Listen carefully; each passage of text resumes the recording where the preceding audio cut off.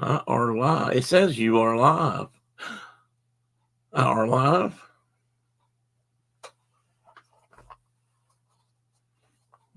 I'm gonna put the quietus on that for a minute. I'll go live.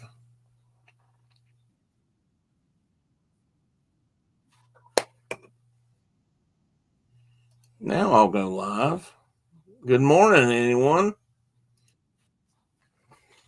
No.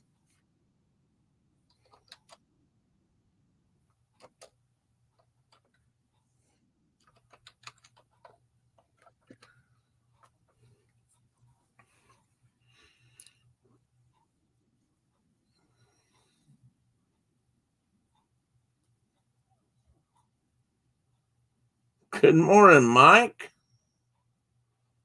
Oh, your cookies are upstairs. Brenda has them. Good morning, Carol.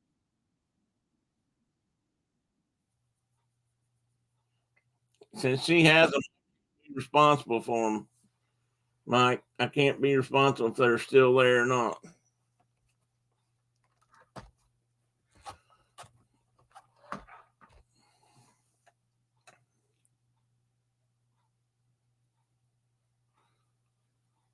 You better behave, Santa. If Santa's watching, you better behave. That's a big old hint.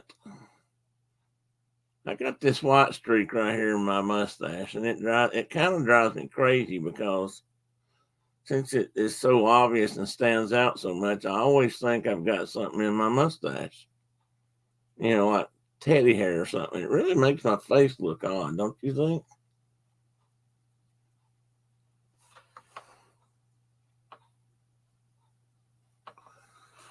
Oh well. What else has Mike got on his mind this morning? Carol, how's the weather in Michigan? Mike, how's the weather in Canada? You didn't notice it? Okay, well, good. Then I should quit noticing it. I mean, it's just kind of in that one spot there. I don't know. This side's got some white in it too, but this one just catches my eye all the time. I'm always thinking, what is that? If you watch, you'll see me messing with it during the show. I do it all the time. But if nobody else is noticing it, that'd be a good thing. But Carol, I think you're just a nice person and probably just don't want me to feel bad. Brenda, you got something out of my wallet last night. Do you think you should put it back? Just a thought. If you're watching.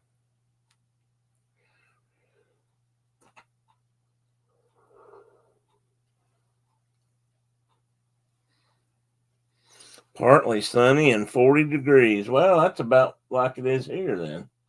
Except we're in the 20. I think we're in the. I thought we were in the 20s, but maybe not. Well, that's not got temperature on that. And that cloud is memory. That's not got anything to do with. -10, I think the high is going to be around this today. -10. Well, let's see what my phone tells me.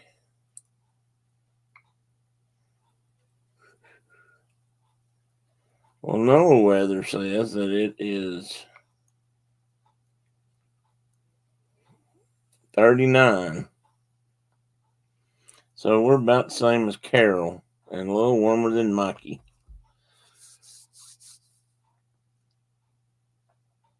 I gotta quit yawning. Carol says that they are. Hey, Tina, welcome in. Never mind. If you don't know, I don't want everybody to be looking at me. We're expecting a cloudy and mild 40s for Christmas. What does anyone else's Christmas forecast look like? Ours may be. We're supposed to be in the 20s for the next lows in the 20s and highs in the 30s and 40s. I wasn't yawning before. And now I'm thinking it's supposed to be rainy part of the week. Maybe not. Maybe not. Is Christmas next Saturday? Tell me that's not, is it? Is it? Oh my God, it is. No, next Monday week. Not that makes me feel much better. I don't know. I know we're not going to have snow. I'm not looking forward to a white Christmas. Yeah. Let me see what the weatherman says for extended forecast.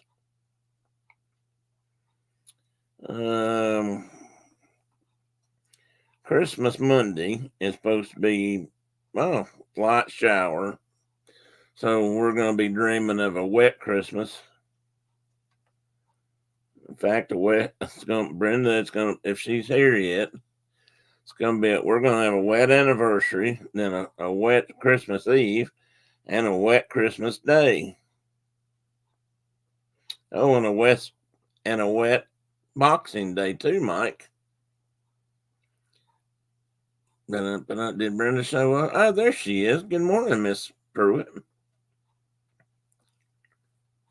Yeah, next Monday.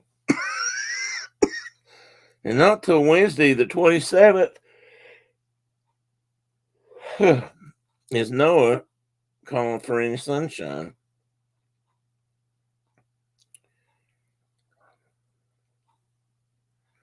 I kind of fibbed. Our weather showed it being in the 20s. Well, it's going to be in the 20s this week a lot. I thought they said we were going to be in the 20s for Christmas, but it looks like we might be a little above that. So time will tell. I don't know if Mr. Zorns is going to be here today or not. I've not heard anything out of him. Whew.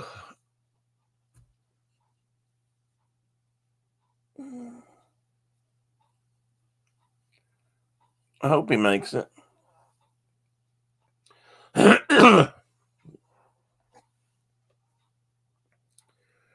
Oh, you're going to get your Christmas shopping done. Good for you, Mike. Although I'm a little ashamed to call you a brother. I mean, man, we're supposed to wait till Christmas Eve to go shopping. There's only one chocolate chip cookie left, I think.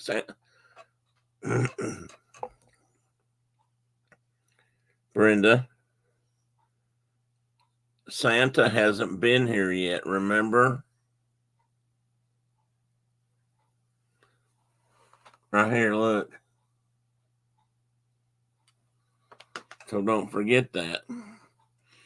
Got your first Christmas card yesterday from one of our friends. Well, good for you, Mike. We've actually gotten a couple. And I'll tell you right now, nobody's gotten any from us yet because I've been trying to get that put together. I had one laying here. Oh, right here. I got one from the Sherbert family that has Yoda on it. It says, "Merry Force be with you." And sending you a galaxy of wishes for the best Christmas ever. From Miss Lee Sherbert and family. What's out front? Brenda says, "We have a lot of happy birds out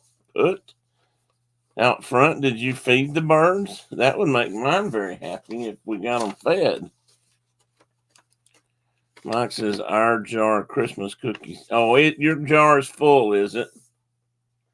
Well, maybe you haven't been abandoned all week by your wife and helpmate. Maybe you have been able to eat other things besides, whatever you could find, like maybe cookies on the table.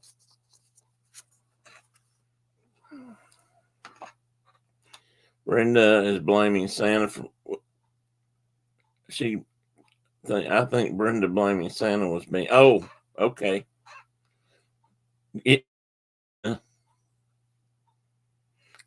Yeah, you're right. She was. My apologies, Brenda. Blame that rascally elf for the whole cookies being gone.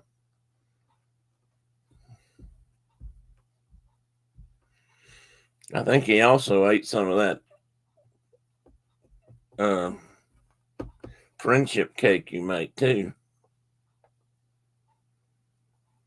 I think you'll find it's just about gone. But I've he told me that was something he got that.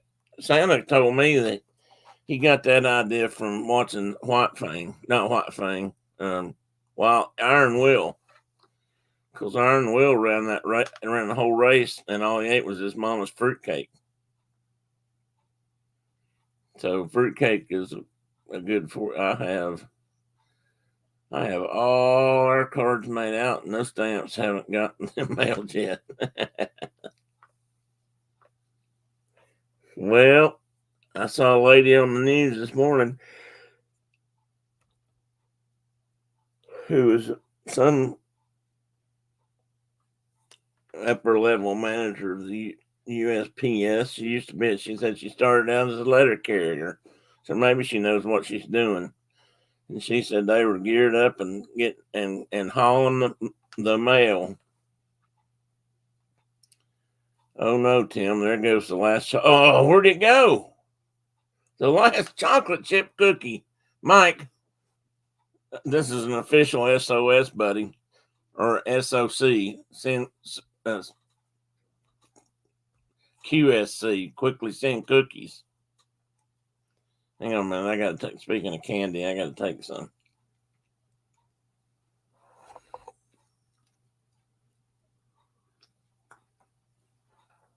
Down the hatch.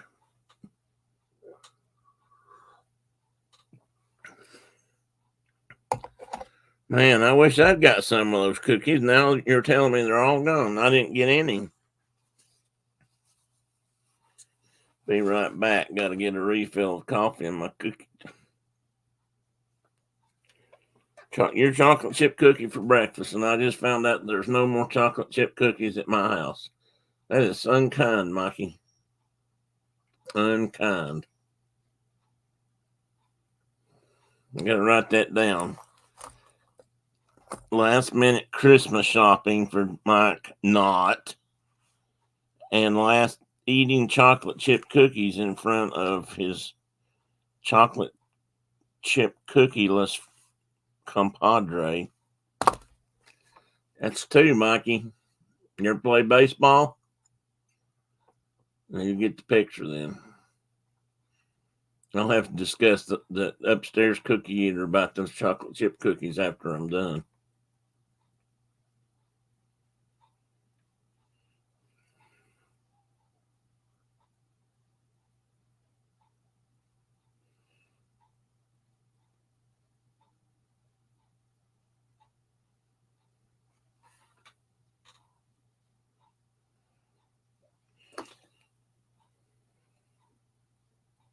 Let's see. Brenda wasn't home last time I was on, was she? No, she wasn't, but she is now. She got back yesterday. For anybody who's interested, I was happy. Well, until all my chocolate chip cookies disappeared. Now I'm thinking, having second thoughts.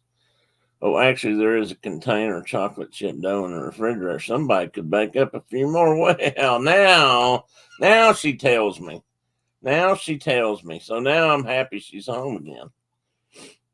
Her mom is doing fine. And now that Brenda has escaped, she's also doing better. She told me. I didn't make that up. I think she was kind of ready to, I think Brenda was ready for a change in location. If I'd known that, I'd have been eating the raw cookie dough probably. So it's probably just as well that I didn't know about that, Miss Brenda.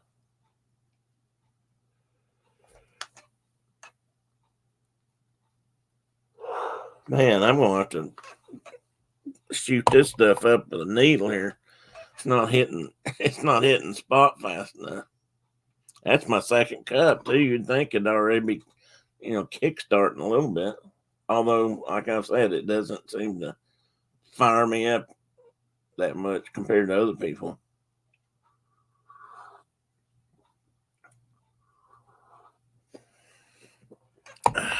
Tastes pretty good this morning too. What's anybody else into today besides Mike? We know Mike is going Christmas shopping. I think he said we got to get ours done, so I'll assume that's he and Miss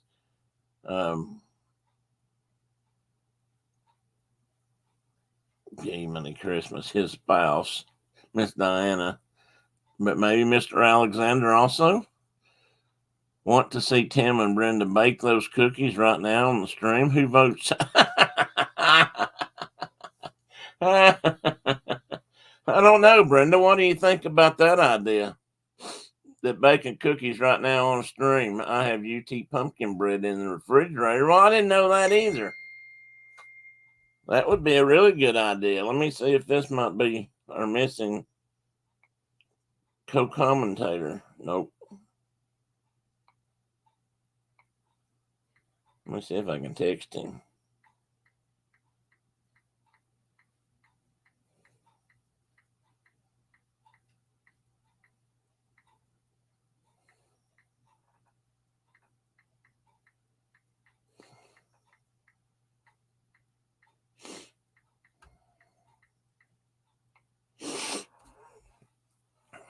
You never know if the telegraph wires are up at Mike's or at Mike's. It marks.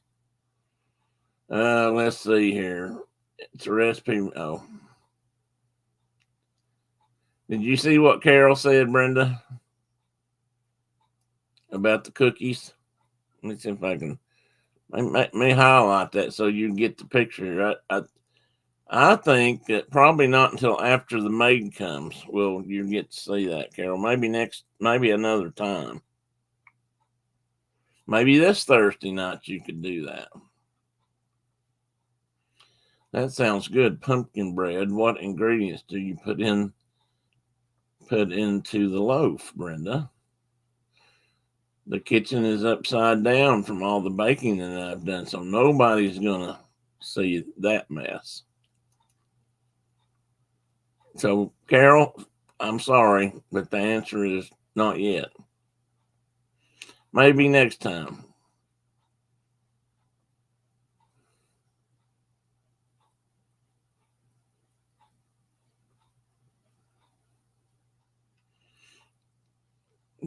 Brenda, Mike wants to know what kind of ingredients are. I'll tell you what we could do, Brenda. We could post that recipe for anybody who would like to give it a try. And you can use pumpkin puree right out of a can. They make pumpkin filling in a can. There's flour, eggs, pumpkin, and spices.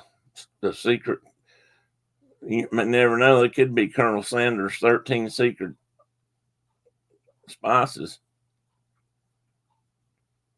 Might work just as well in pumpkin. What do you think, Brent? Can we post that? That's not something that only Tennesseans can have. We can always rename it if we have to.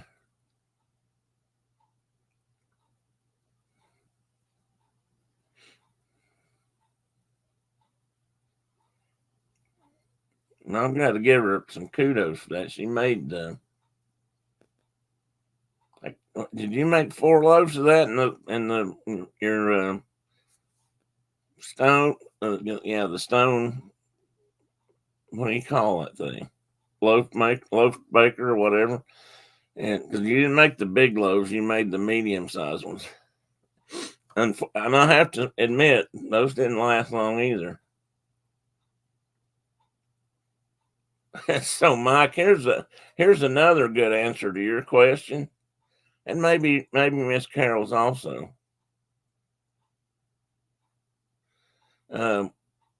Cookies and loaves and things made here. If you want some, you're probably going to have to be standing here when they come out of the oven, because otherwise, I can't guarantee they'll last long enough to get them to the post office.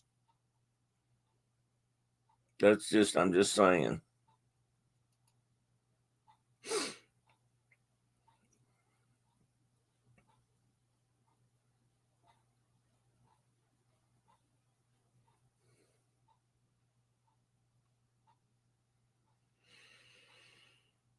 Man, I am sleepy all of a sudden. I don't know when we fell asleep. When I fell asleep last night. Brenda, did you sleep well last night?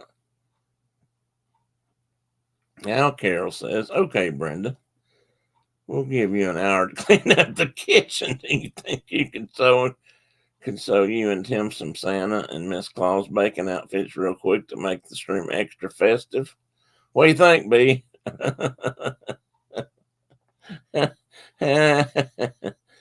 Carol is hilarious. She is just a regular professional comedian this morning.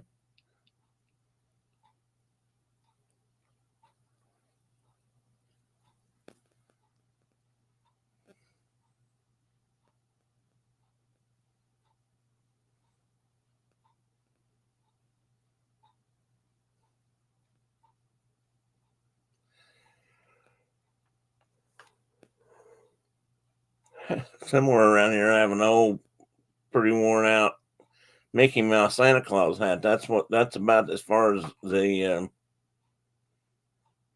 um, Santa outfits that we've got around this house. Hey, Dave, welcome in. Good morning. Adventures by Dave has joined us, folks. I don't know, Brenda, did you guys used to have Santa hats? Well, am I thinking you did?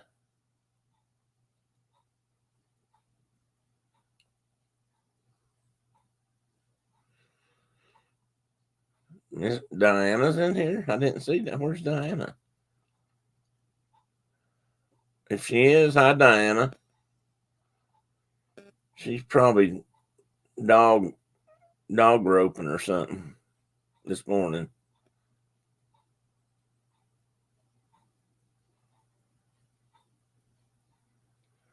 Oh, I've got coffee, Dave, and so far it's not. You did sleep well. Well, that's good. I'm craving a hot dog. Did you get up and fix one?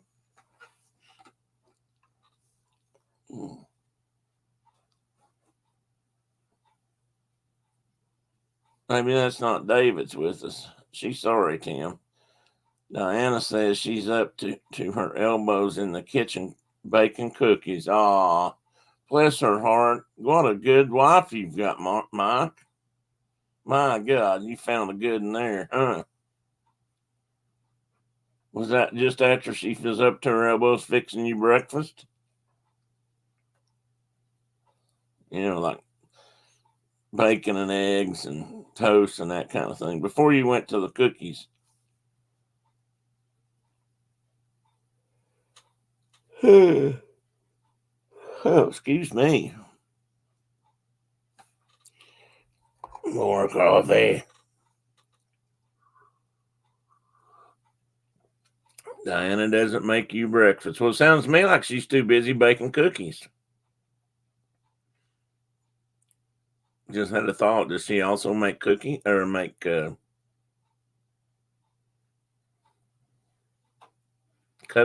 What is it?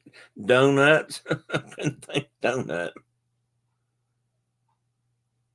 Yeah, I thought we all had them. So do you still have yours? Yours are probably in better shape than mine are. Mine are older and kind of beat up. And right this second, I'm not sure where I put them. I thought they were over there on that shelf, but I don't see them.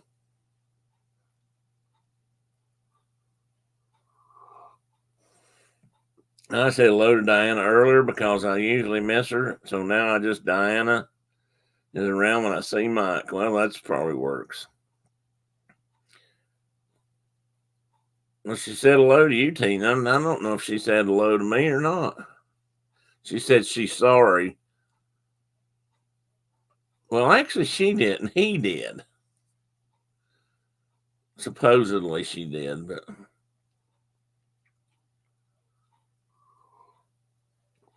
yeah, I know she's not in the chat. Funny that, huh? Like maybe you're not letting her, or maybe she really is making you cookies. Device is not connected. Well, looky here, looky here, looky here. Looky yonder. Sorry, buddy. I'm under some water, so Under some what? weather. You mean that physically or actually outside weather? No, physically. Oh, I hate to hear that. You ain't you hadn't been real well for a couple weeks or better. You were kind of sickly when you left and went up home, weren't you? Or had just been. Oh, I've had a broken leg. Well, but I thought you all, yeah. That's just a broken leg. Yeah, don't mean nothing. You can run a broken I leg. wasn't sick. Caitlin's sick. I thought you had a cold too.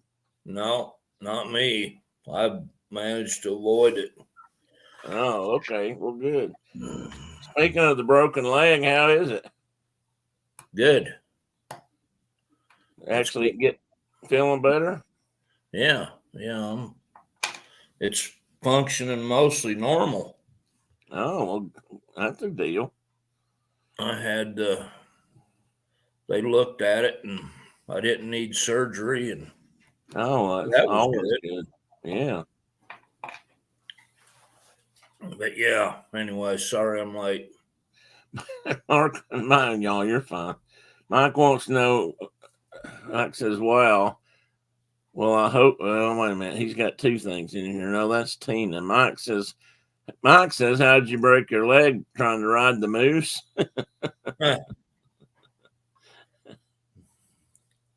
I was walking and not riding. That's how I did it. That's the problem. His feet were on the ground, or on something jobbed into the ground. A culvert. I stepped down on top of a culvert, slipped off sideways off of it. And I bet you didn't say any profanities or curse words, did you? My daughter said I made noises she'd never heard me make before. And she's been with you a long time. I was mad. I bet you And were. it hurt like a SOB, so.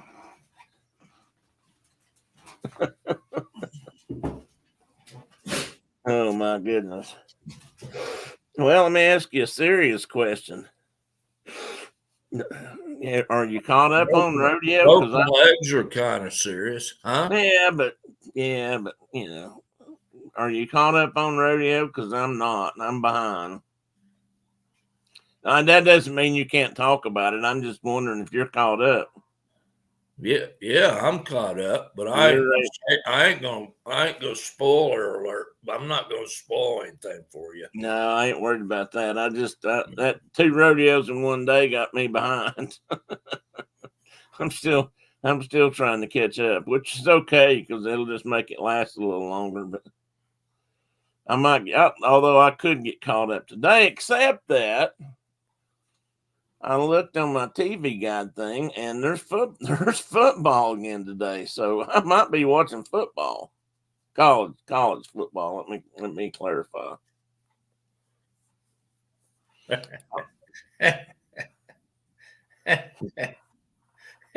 Have you ever seen the Ghost of Mr. Chicken?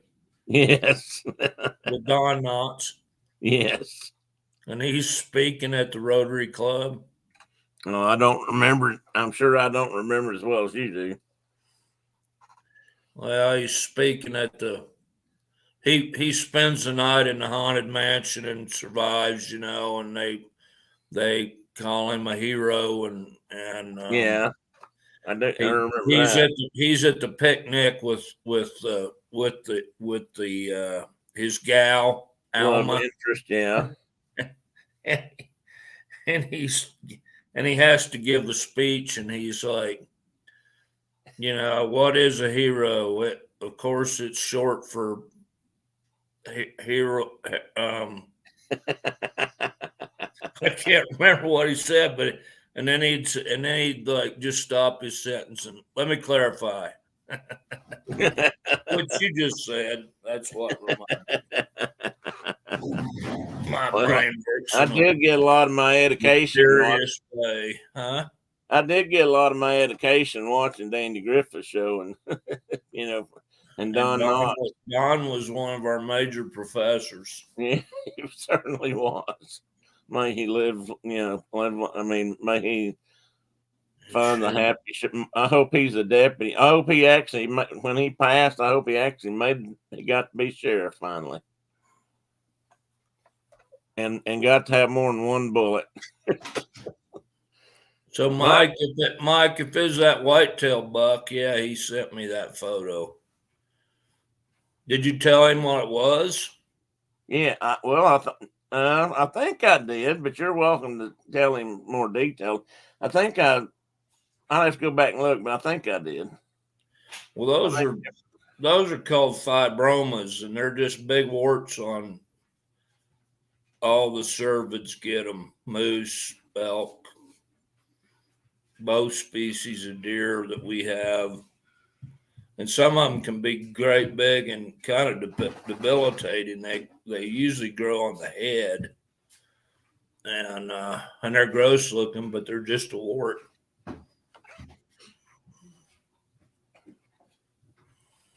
Sometimes you see them all over deer, but yeah, they can get kind of nasty. But they're not, unless they're blocking their eyesight or their ability to eat. They're not. They're totally harmless. Yeah. I guess they could. If you get a big enough one on, it could probably slow your Mike, your ability to. You sound like my wife. Pop it. Does it go away or does it me? If you, it's not a. It's a wart. You don't. They don't pop. It's full of more solid. Yeah, it's tissue. It's not tissue, full. Yeah. It's not got any liquids in it at all. Yeah, it's not hollow or something in it. It just grows. And it's not like it's not a cancer. It's just a wart. It's humans. I remember, like as a child, like kids had warts all the time.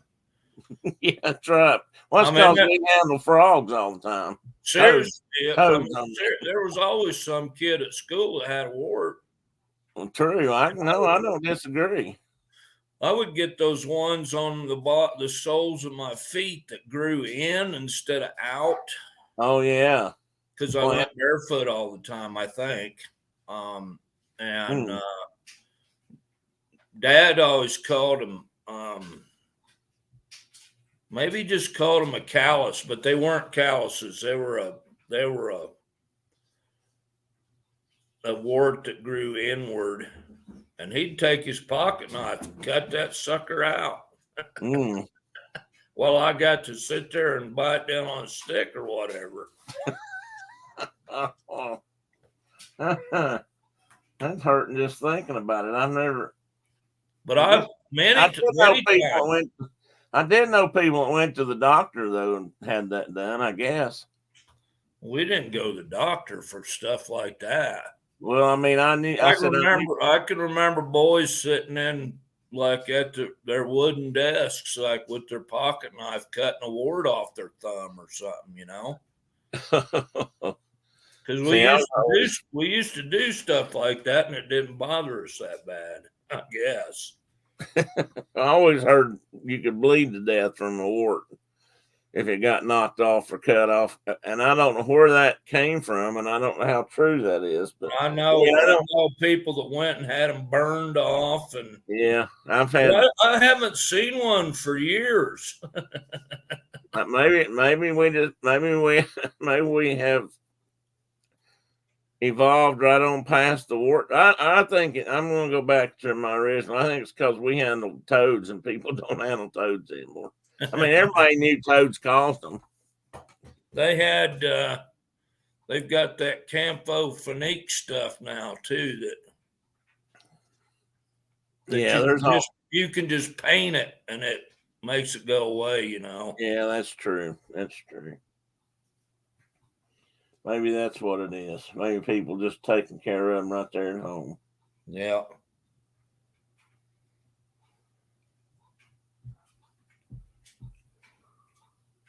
But it seemed like if you took a sample of 10 boys, especially, girls didn't seem to get them as bad as boys did.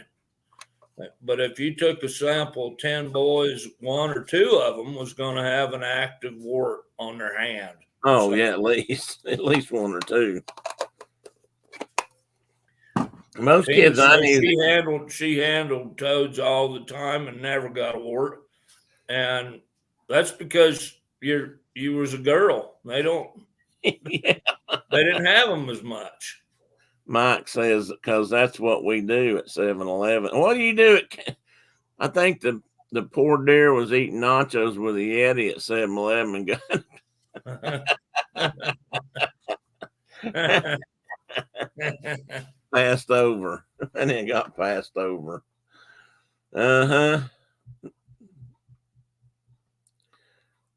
Maybe a hypothesis. Good word, Brenda.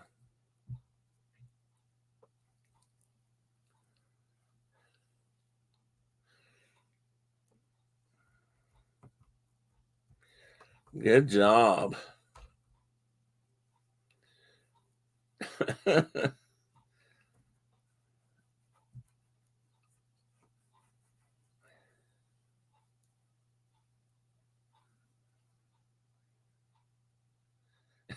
Huge words. She's been living with me a long time. I've had that hypothesis discussion many times in this house. I wonder if Santa visits the Yetis and gives them candies or cookies. Well, I would hope so, Mike. That's probably what's keeping them up in the mountains and not down here eating all of our stuff. If you think about it. And just anybody can't go up there and hang out with them. They're too high on the mountains. Yetis, anyway. Now, those that hang out in the woods, like in northwest Canada and northwestern United States, those are different. You know, Tim, that live video you sent me of the Yeti eating a sandwich with fisherman just makes sense. I don't know if Mark saw that or not. Yeah, I mean, they were just sitting there having a good old time. That guy said he wasn't sure what all the fuss was about, why everybody was so worried about Yetis, or not Yetis, Sasquatch. I bake and I know things, and I sew and I know things. There you go, Brenda. Oh, and I have a cat on my lap, so I know things, more things. My husband makes fun of me when I use big words like serendipity. I love serendipity. I think serendipity is just the coolest word. And I love to make it like this. Oh, that's a serendipitous occasion. Or isn't that serendipitous? He doesn't seem to like it like that. Oh man, I think that's what took place in Canada because they was drinking beer. That might have put them both in a good mood, Mike. That's a good point. There you go, Brenda. That's quite serendipitous.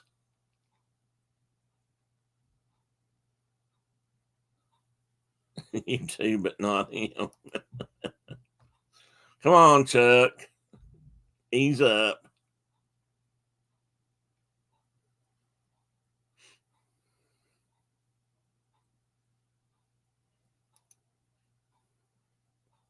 Did you see? Or can you hear me? Did you see did I send you that little video that showed not Yeti, showed the Bigfoot sitting there eating lunch with the fisherman? I'll have to see if I can find that. Or Mike, if you still got it, you might can send it to him. But yeah, Mike said that he figures that must have been in Canada because they were both drinking beer. And since they were that friendly, I'd tell you he's right. Well, see, the problem down here, Mike, is everybody's pissed off the Bigfoots by taking their Jack's links or whatever their meat snacks away from him, and Did you ever see that? The one with the guy in North Carolina, Western North Carolina. oh my God, yes, Where he's like, it was as tall as that limb right there. It was 10 foot tall, and I talked rough to him and run him back up in the woods. Get out of here!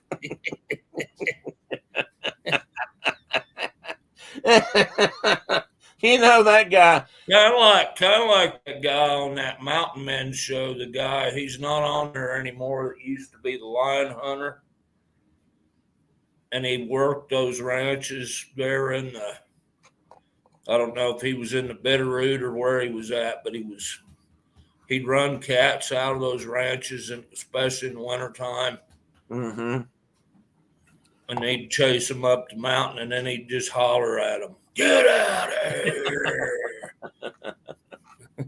I'm like, oh. that guy that you're talking about.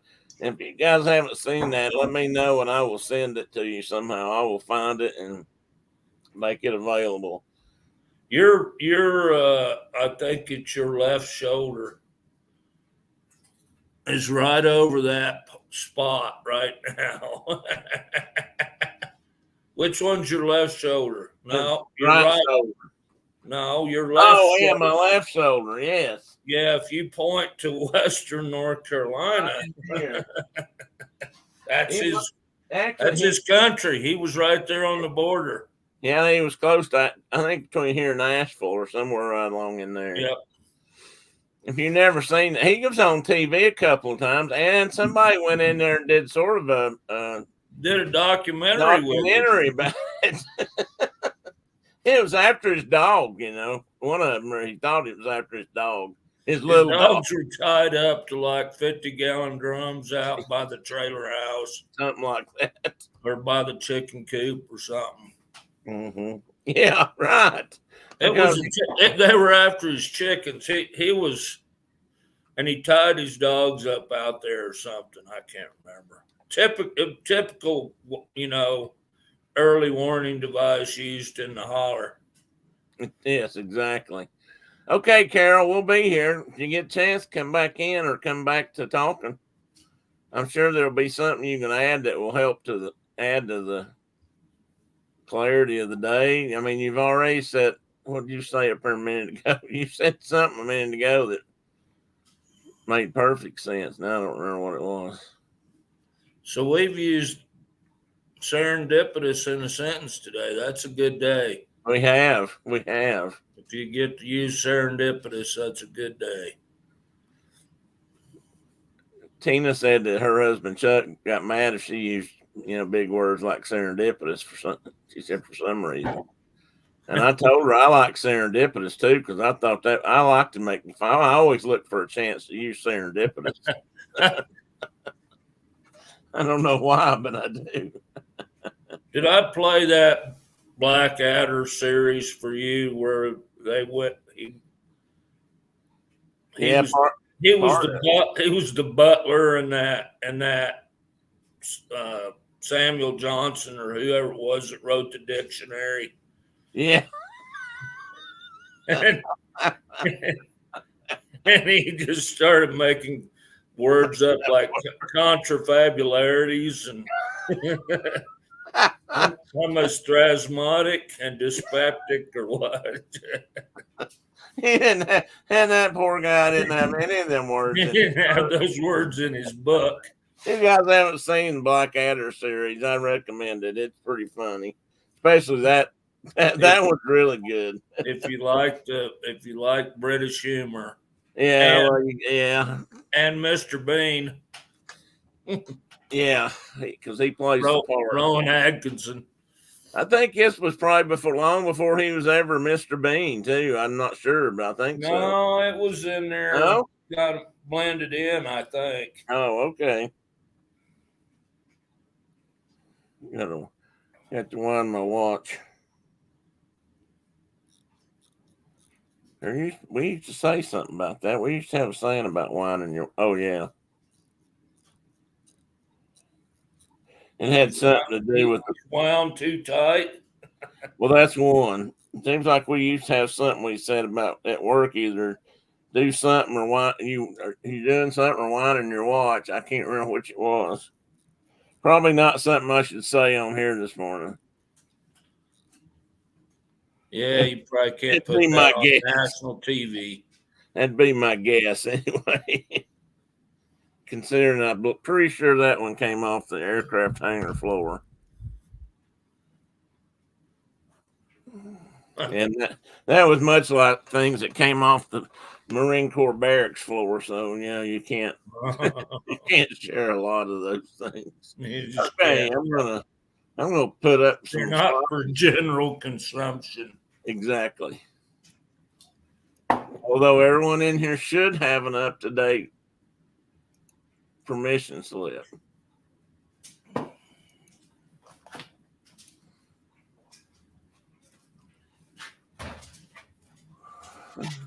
We are frosty this morning. Do you still have snow? Everything's covered in hoarfrost. Everything, all the willows. It's beautiful, but it looks cold. Yeah, we've still got snow, but we've got big bare ground patches too. So it's way better than it was last year at this time. Well, that's good. Well, maybe that's good. Maybe that's a good sign. We were under a few feet of snow last year at this time. So I saw something on one of those Wyoming news things I get on in my email that said that's what I thought I didn't. It took me a minute to get what the guy was saying. Something like they were talking about the snow I think you'd had so far in certain parts of the state, and they were said, most this time of year. He said, how do you put that? It said something about people wishing for brown. And I had to think about that for a few minutes. Then I realized, well, that's because the bare dirt and everything out there is brown. So I guess what he's trying to say is no snow. Dead grass and brown dirt and yeah, no snow. Yeah, and we've got, like I said, we've got pretty big open areas here and there. But we've got some good drifts. We've got some good drifts already building too. So. Oh, really? Well, I read something too about you guys having some record high winds this year, or consistently high winds, or something. I don't know. Yeah, I saw that yesterday. I think it's just stupid. Just stupid. The jokesters would say that's because Utah blows and Nebraska sucks. I've heard that. I've heard that. I've heard that's true. Tina says the hounds are coming in muddy. Oops. Uh-oh. That's another one of those things that maybe that's okay. Well, maybe it is. That's one of the problems with spring coming after winter. Everything tends to get muddy for a little bit. Mike said, I feel your pain, Tina. Mike's horse keeps coming in with with mud on its hooves. I mean, his big dog.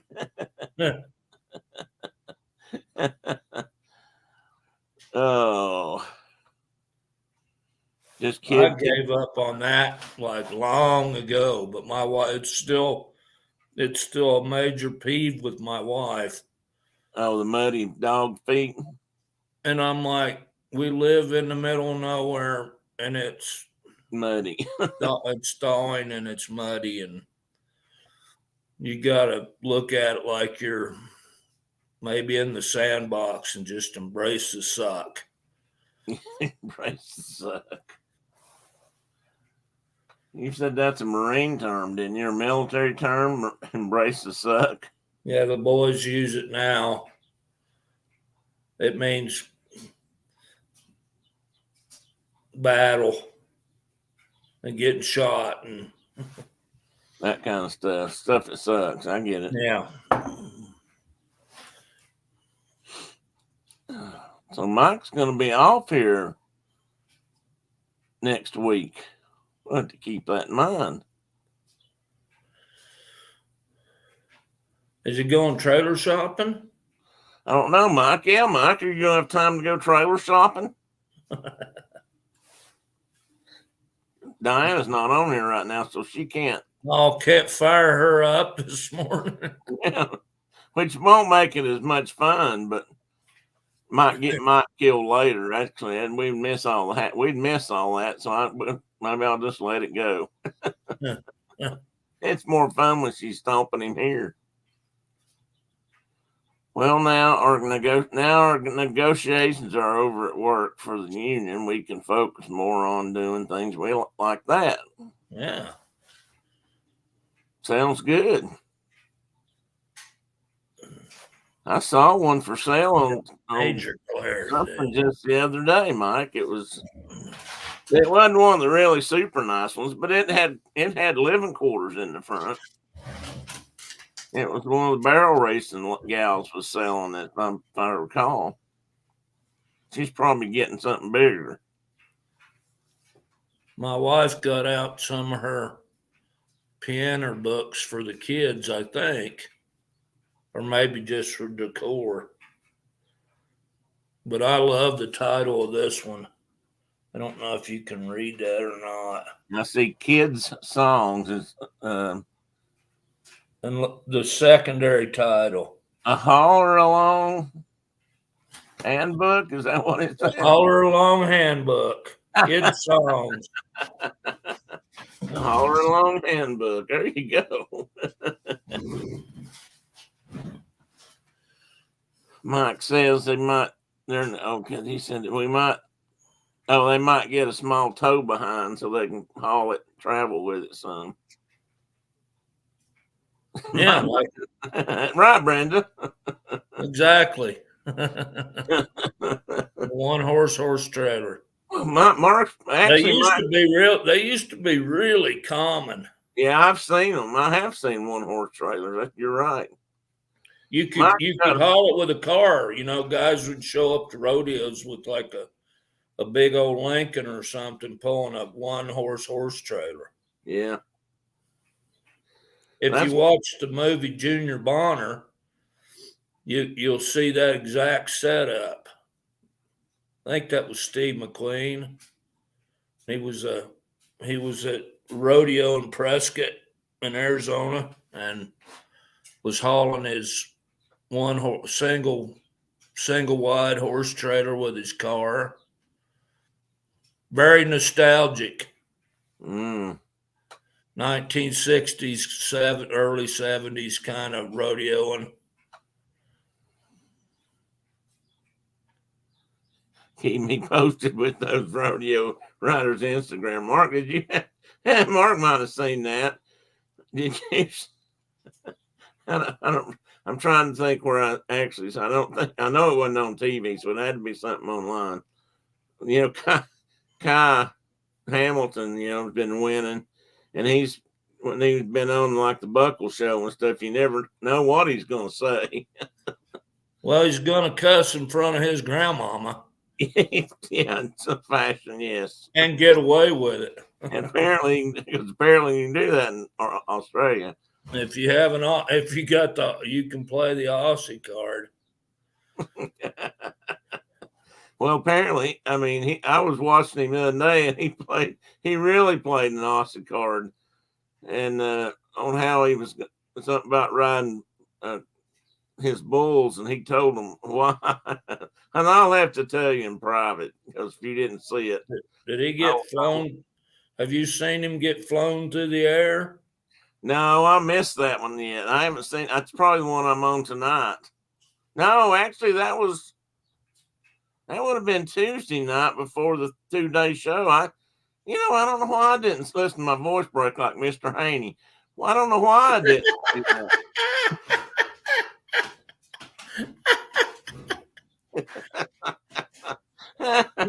Mr. Douglas. Mr. Douglas.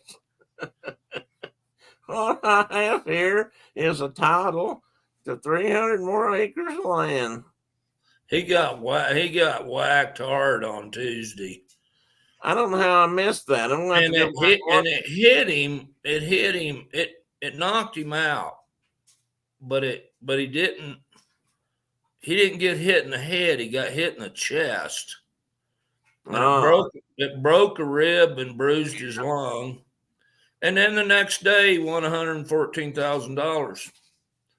Yeah, he won. Did he win both night and day? I can't remember now. I heard that. He won money both. He was the only one to ride the rank pen on the evening deal.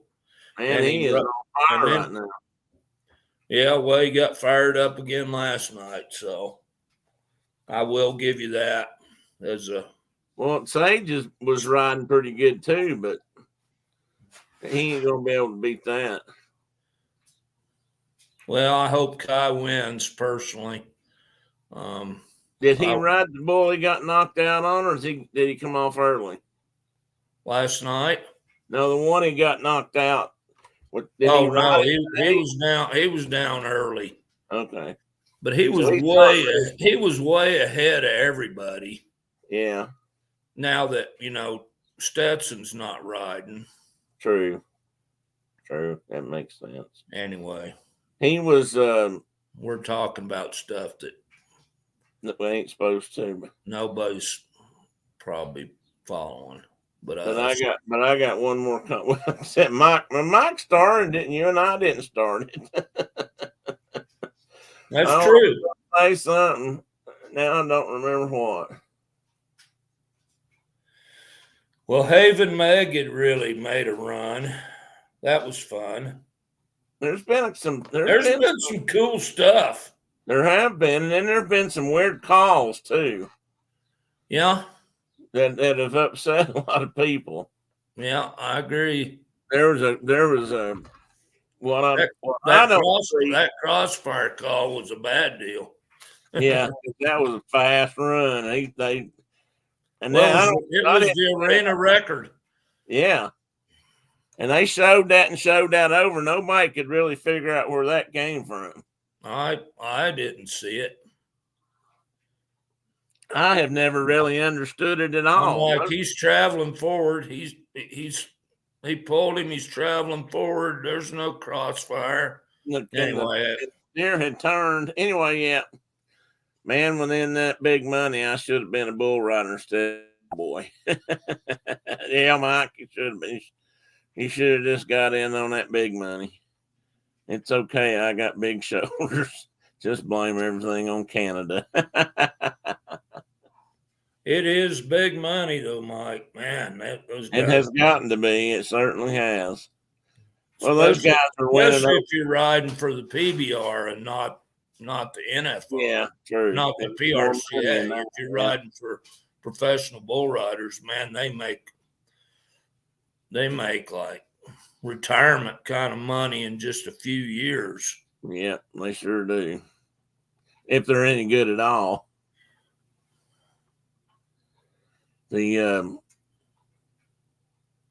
Mike said something else.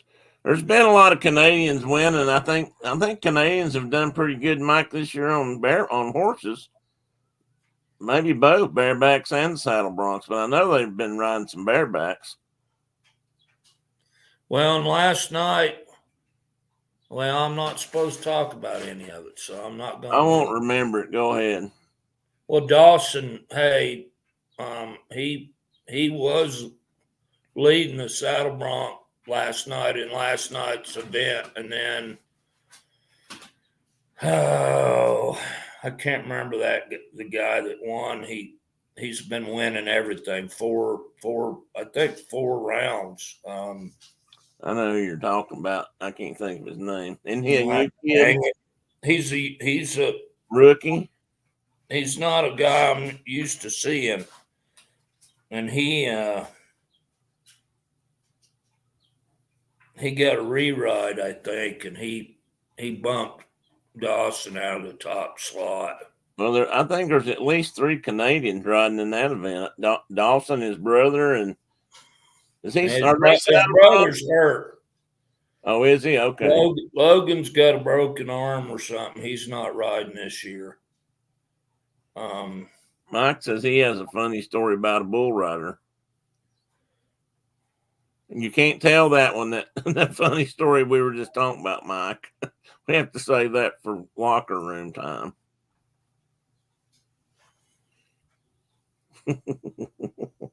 It was funny though. I'll tell you what, it took the interviewer by surprise. You put it out there, Mike, and we'll talk about it. But right now, I'm going to move over to this picture right here. Who knows? If you start out bull riding, which I did a little bit of as a younger man, they give you a handful of marbles to stick in your mouth. And every time you get on, you spit one of them out. But you got to keep them in there till like you empty out, and then once you've lost all your marbles, you become a bull rider. Is that what it is? Yeah. That makes sense when you think about it. So who knows what this is right here, where my cursor is spinning. And I'm not allowed to answer. You're not allowed to answer.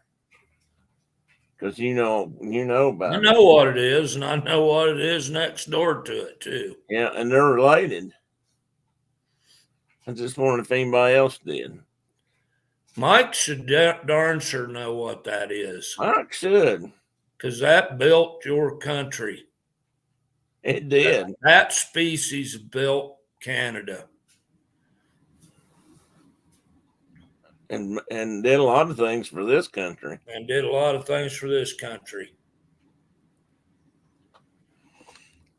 Don't everybody jump up at once. Now, class, did nobody read the assignment? Okay, he's back. Well, Mike, the question is, do you or anybody else in this room know what this almost round thing is on my picture in this thing right here?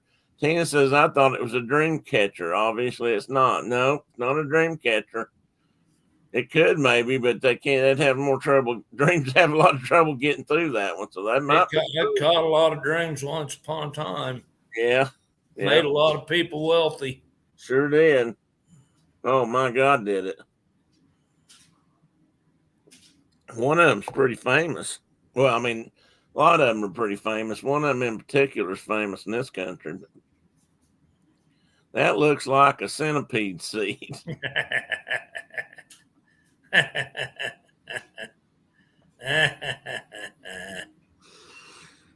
Oh, Tina just said it's a gold pen. Go ahead and answer it.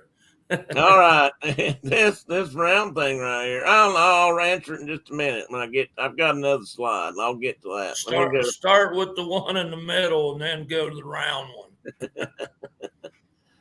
We got all the usual things here about hitting the buttons and subscribing and talking. And then I got this one right here where we're going to talk a little bit about the beginning of the fur trade era in this country.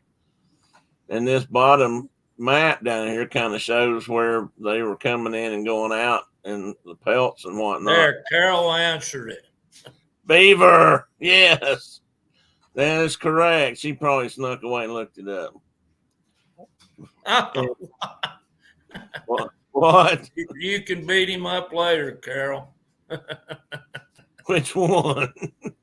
You. Oh, me. She can hit you with the big old stick.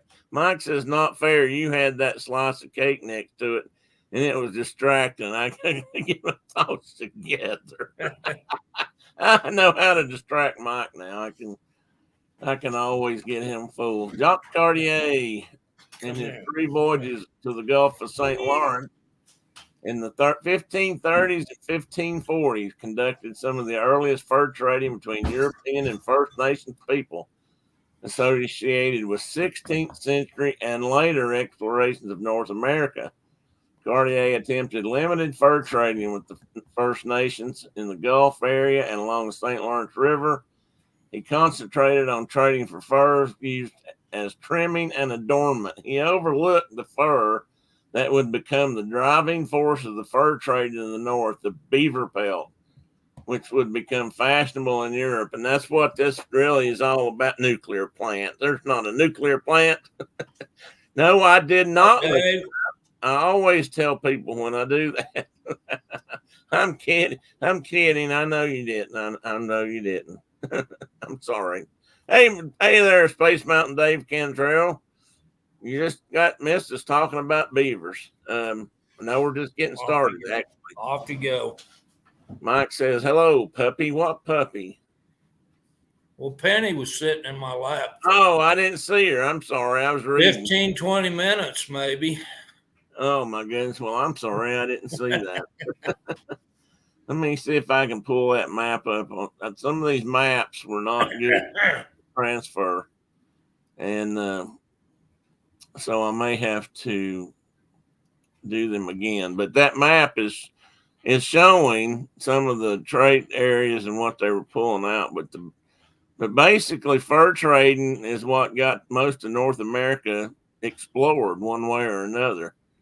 And that goes for the far north regions of Canada and Alaska and all along the coast, both sides. Both not so much in the southern part of the United States, but northeastern, northwestern, particularly northwestern. I guess I'd have to say. And I've got that map here. I was going to try to read the actual what it says on the map because I can't read it in that picture. And so far, I can't relocate it on my notes. So I may have to just move on for another one. I think I've got something about it again. Anyway, that shows the areas where like the French traded and where some of the early English traded and kind of what they were trading for. But with everything they traded for in the North American continent, the beaver rode supreme back then. And it was all about one thing that did that. And it was all about the fact that you could make a wool from beaver and make a felt from beaver fur and make hats out of it. And that's where it became super popular, was to make hats. So this was kind of how the continent was divided up early on. The Brits were up. It depends on when you started out, actually. The Brits ended up trading up here around Hudson's Bay, hence the name Hudson's Bay Company.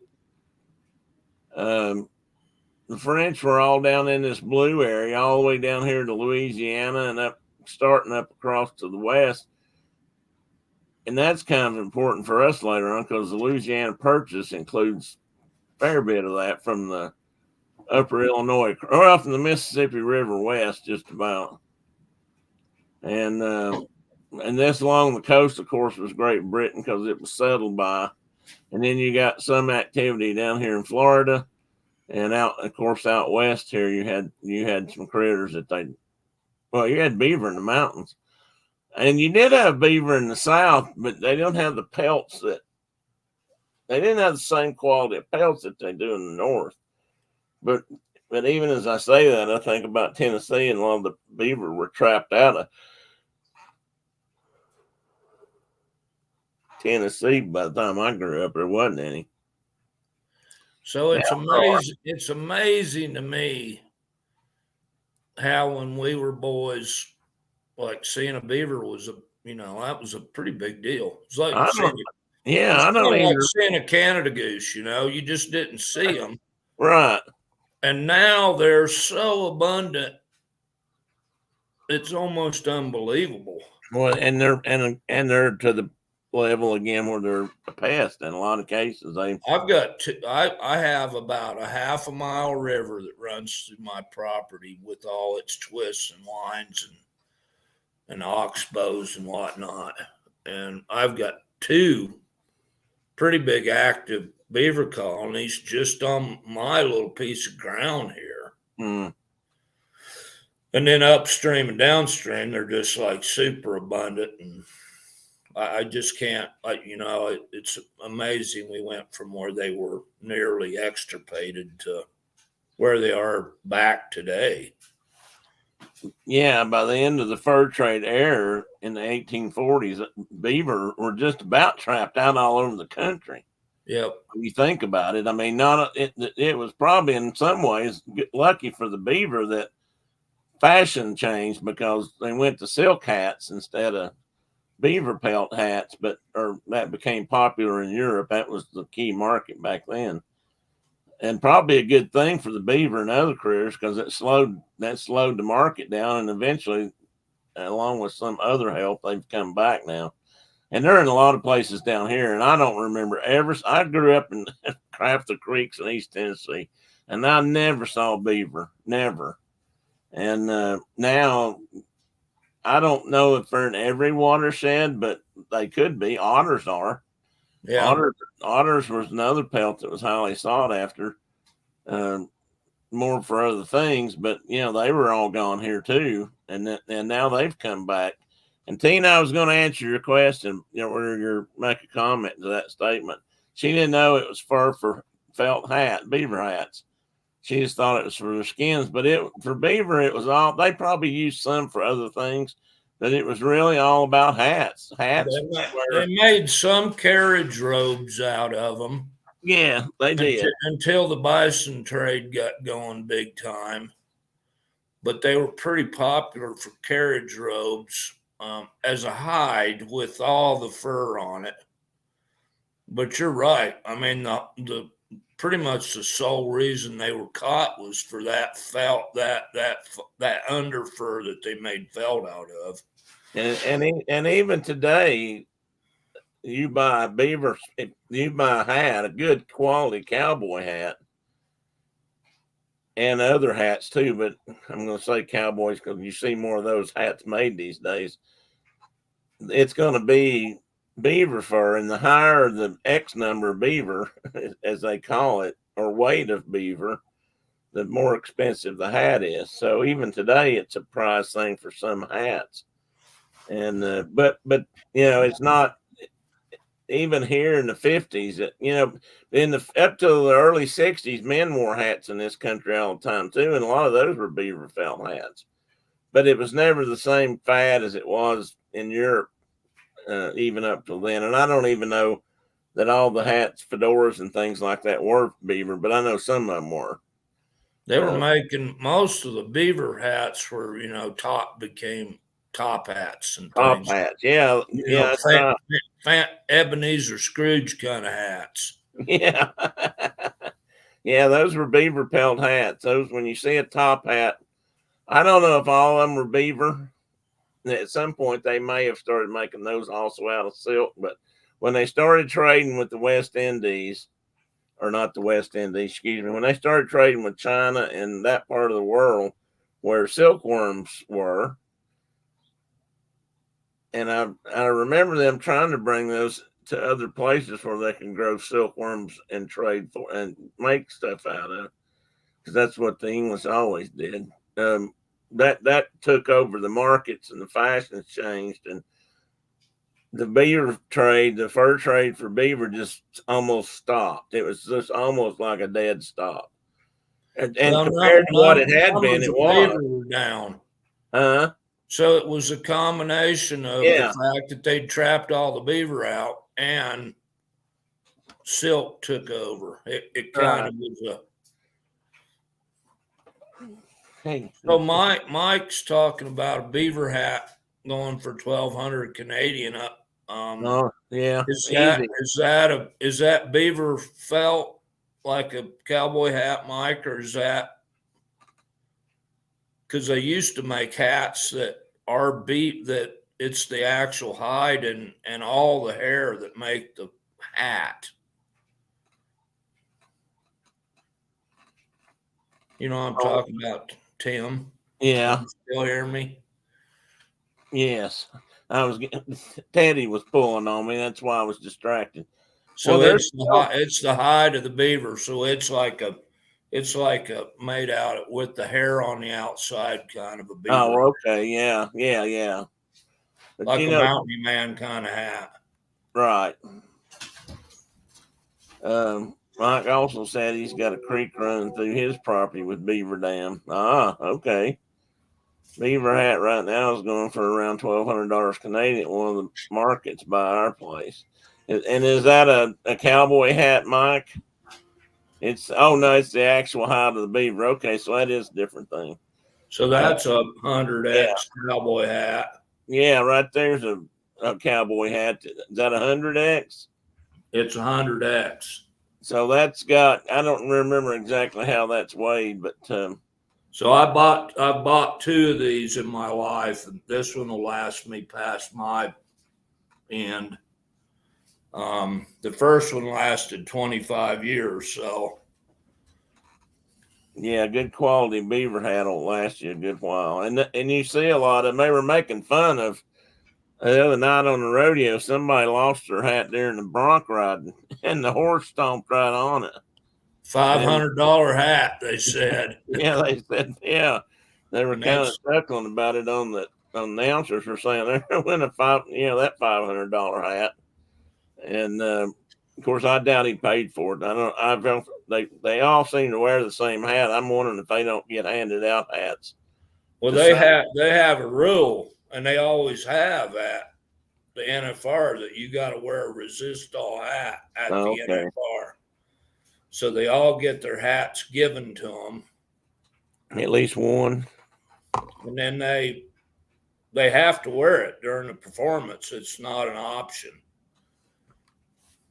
If you're an American hat guy or a Catalina hat guy or what, that's too bad. You can wear that when you go home. Yeah. That's kind of how that's how they do it. NASCAR had a big thing. Mike, 25 years is a long time for a hat, and I can guarantee you that my hats get put through the mill, and it was looking pretty tough by the time I replaced it with this other one. But when you wore that hat at work too, didn't you? Wore it every day. I mean, yeah, it was like part of your uniform almost. Yeah, wore it every day. I got it when I was in grad school and wore it every day till it just basically, I still have it. It's just a little worse for wear. But you can look, Mike, there's a guy down in, and I can't remember his name right this second. It might come to me in a minute, but there's a guy down in that San Antonio area, Texas, or maybe San Angelo, and he makes, I guess you'd call it custom hats, but they have his name on them, and he uses different weights of beaver felt. But he also makes a few hats out of rabbit fur, which is another thing they make felt out of for hats these days, and it's not as expensive nor quite the same kind of hat, but they do make a decent hat. It's kind of a short-term hat, if you will. They won't take the abuse like Marks was talking about. But he also makes very expensive beaver felt hats, and he'll fit them to your head. He's got custom molds, and he makes the hats, and his hats run for over $1,000 American. So, I don't know what the most expensive hat he makes is or the cheapest, but I know some of his hats start out at 1,000 and go from there. Maybe all his hats start at 1,000 and go from there. I'm not sure. You know what I'm talking about? They did some stories on him that year that not PBR, but that year the NFR was in Texas.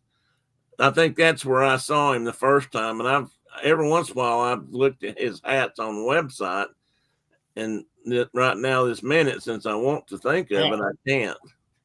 I can't recall the name. Yeah, I can't either, but I might have it here. The Catalina's down there. They're the reason I bought this hat.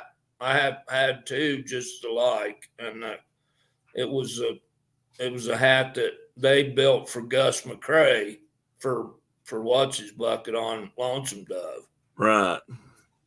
It's the same hat. Yeah, well, it's called a Gus hat or a Gus. Yeah, it's got a Gus crown on it. Yeah. And anyway, I got to take them out and get them dirty and wet once I get one, and so I can stop worrying about it.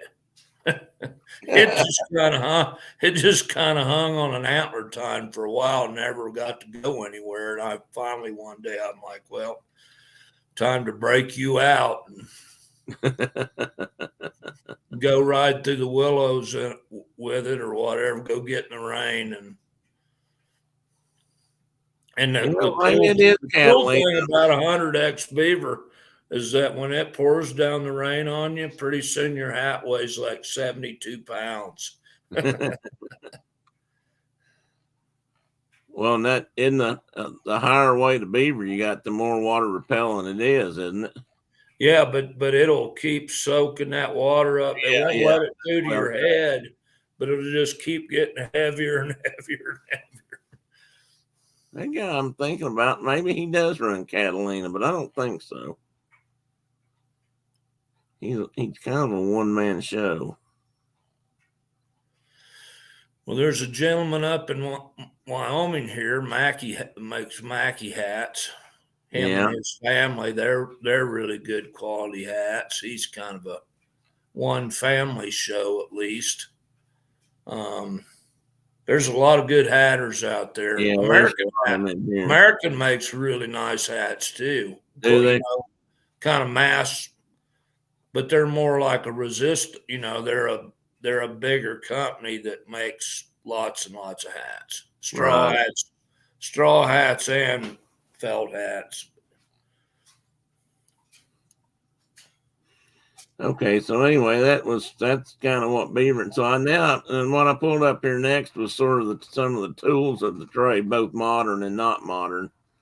But this is how when you skin a beaver out and stretch it to dry, and if you do that with all hides, if you're trying to do something with them, this is how they did beaver. And Mark, why did they do that? Just the shape of the critter made that practical, or? Yeah, because they're just, how oddly shaped they are. They're, big humpbacked and kind of round bellied, and they just and with little tiny short stumpy legs, and they just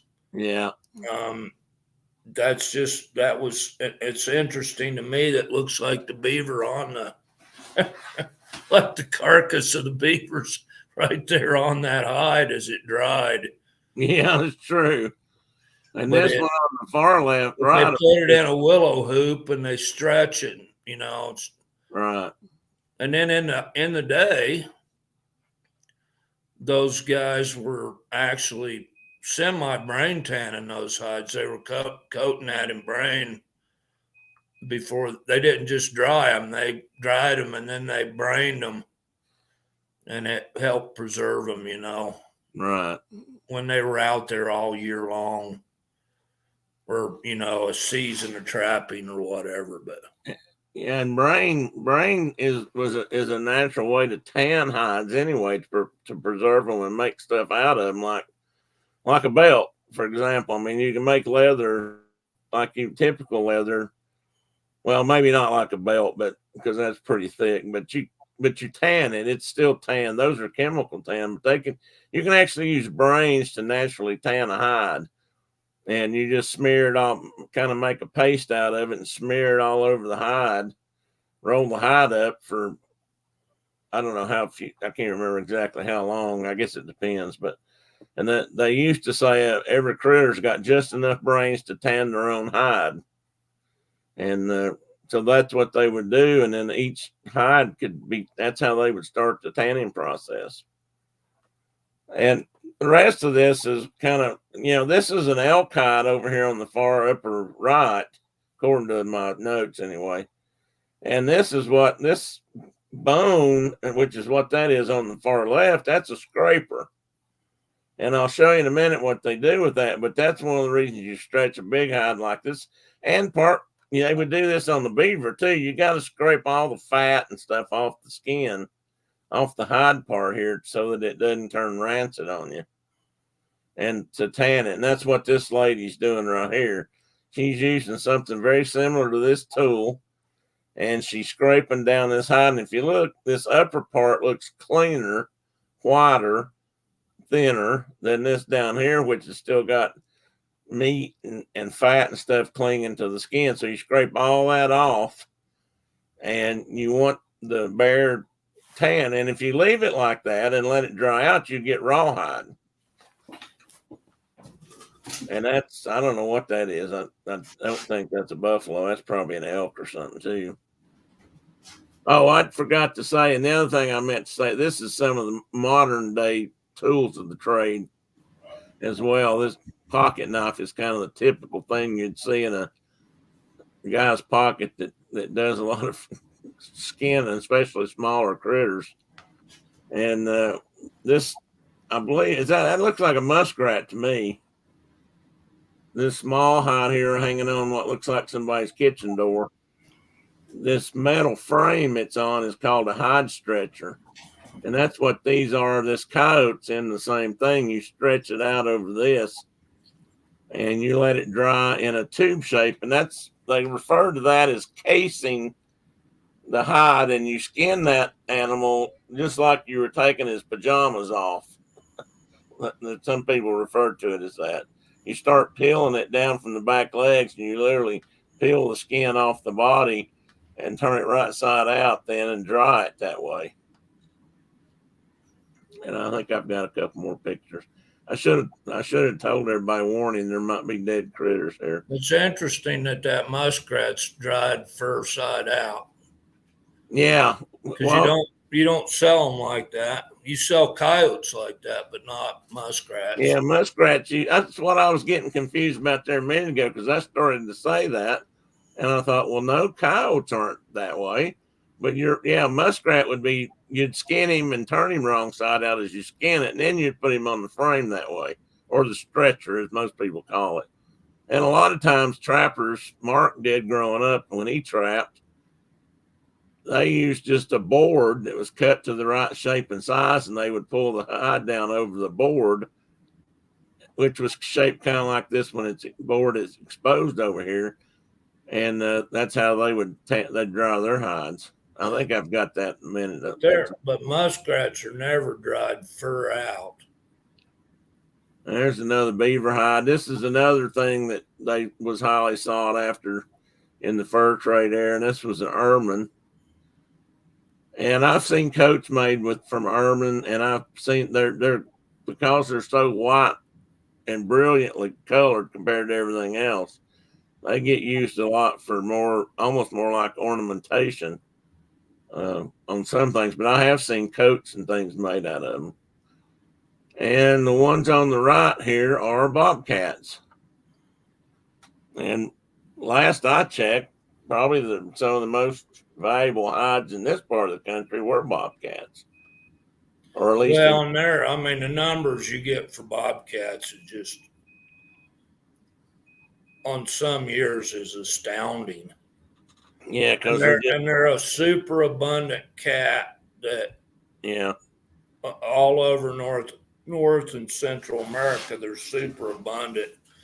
They're not in any and they're making a huge comeback in places where they had been reduced, like in Ohio. I see bobcats every time I go back to see the folks now, and you would never have said that a few years ago. No, and they're one of the few spotted cats in the entire world that you can legally trade. And it's heavily regulated. What about lynx? Lynx are also traded, but they're not spotted. Not as many, but they're not spotted. Well, that's okay. Yeah, okay. What they want out of that bobcat is that belly. That's what they want. Okay, I got you. So let's go to the next slide, and this is a typical. This was an actual drawing or piece of art. I think this was an actual trading post that somebody painted. Might not have been. This could have been out of their imagination. But this is kind of a typical trading center. You got a big cargo canoe, And then you got them putting bales either first going downriver or you got stuff going upriver to be traded. And on the right is what we would call a 6-point Hudson Bay blanket. I have one of these, not a 6-point, but I have one this color. And this is what people call a candy striped, or there's 2 or 3 names for this. Actually, mine may just be red and white. They may not have the green and yellow and black on it. But you count the line. These lines up here represent the size of the blanket.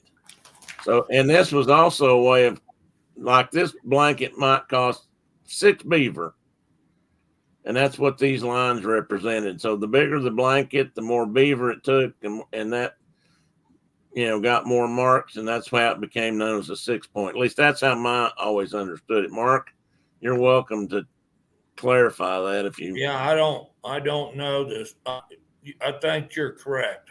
But it all had to do with the size of the blanket and what it cost. Most of these were native trappers. Yeah, it started out native trappers anyway. And that was a huge trade item, especially in Canada. And 2 of the main fur trading companies from this era and later were out of Canada. One was the Hudson's Bay Company, and the other one was the Northwest Trading Company. I believe it's Northwest Trading. I can't with how the wording goes, but anyway, one of them was more or less based out of the Hudson Bay area, and the other one was based out of Montreal. But they trapped beaver all across Canada and the northern part of the United States back when there wasn't much boundaries and that sort of thing. Boy, talk about an open boundary. Yeah, dig. Anyway, and I can't see any chat, so if anything's going on out there, please, somebody. Well, I don't know how you can say anything. I have to. Maybe I can uncover the chat for a little bit. I lost it altogether.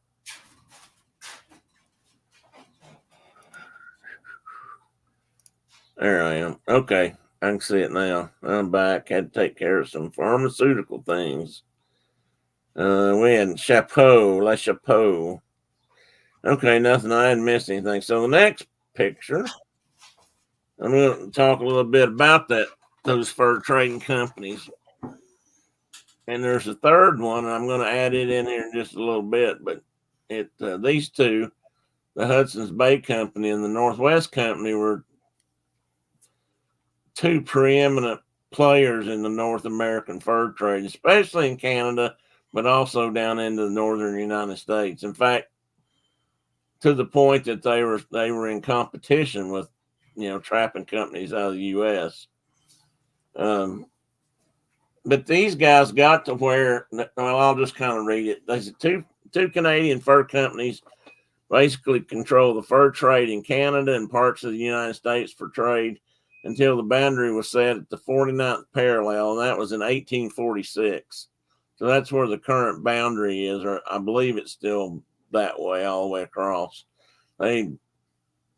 We fought some over how that boundary line ran in the far west at the top of Washington, but I think it still finally got settled more or less on the 49th. And this is a little bit of history about those 2 companies, where they started. And I wanted to show you this canoe in the middle here, because this is what we would have called a freighter canoe. And it's got like 10 to 20 people in it. And although that one sort of looks like there's some passengers in it, that was not the norm. Although it did happen, but they can haul several tons, or I can't remember what the tonnage was they could carry in some of these really big canoes. And there's pictures of them even bigger than this. We saw one that was about 20 feet long. No, it was bigger than that. Up at Michilimackinac, if I recall, that they had up in that post there. Yeah. And that thing, I mean, it was big. And they're made out of birch bark and ash frame. and they'd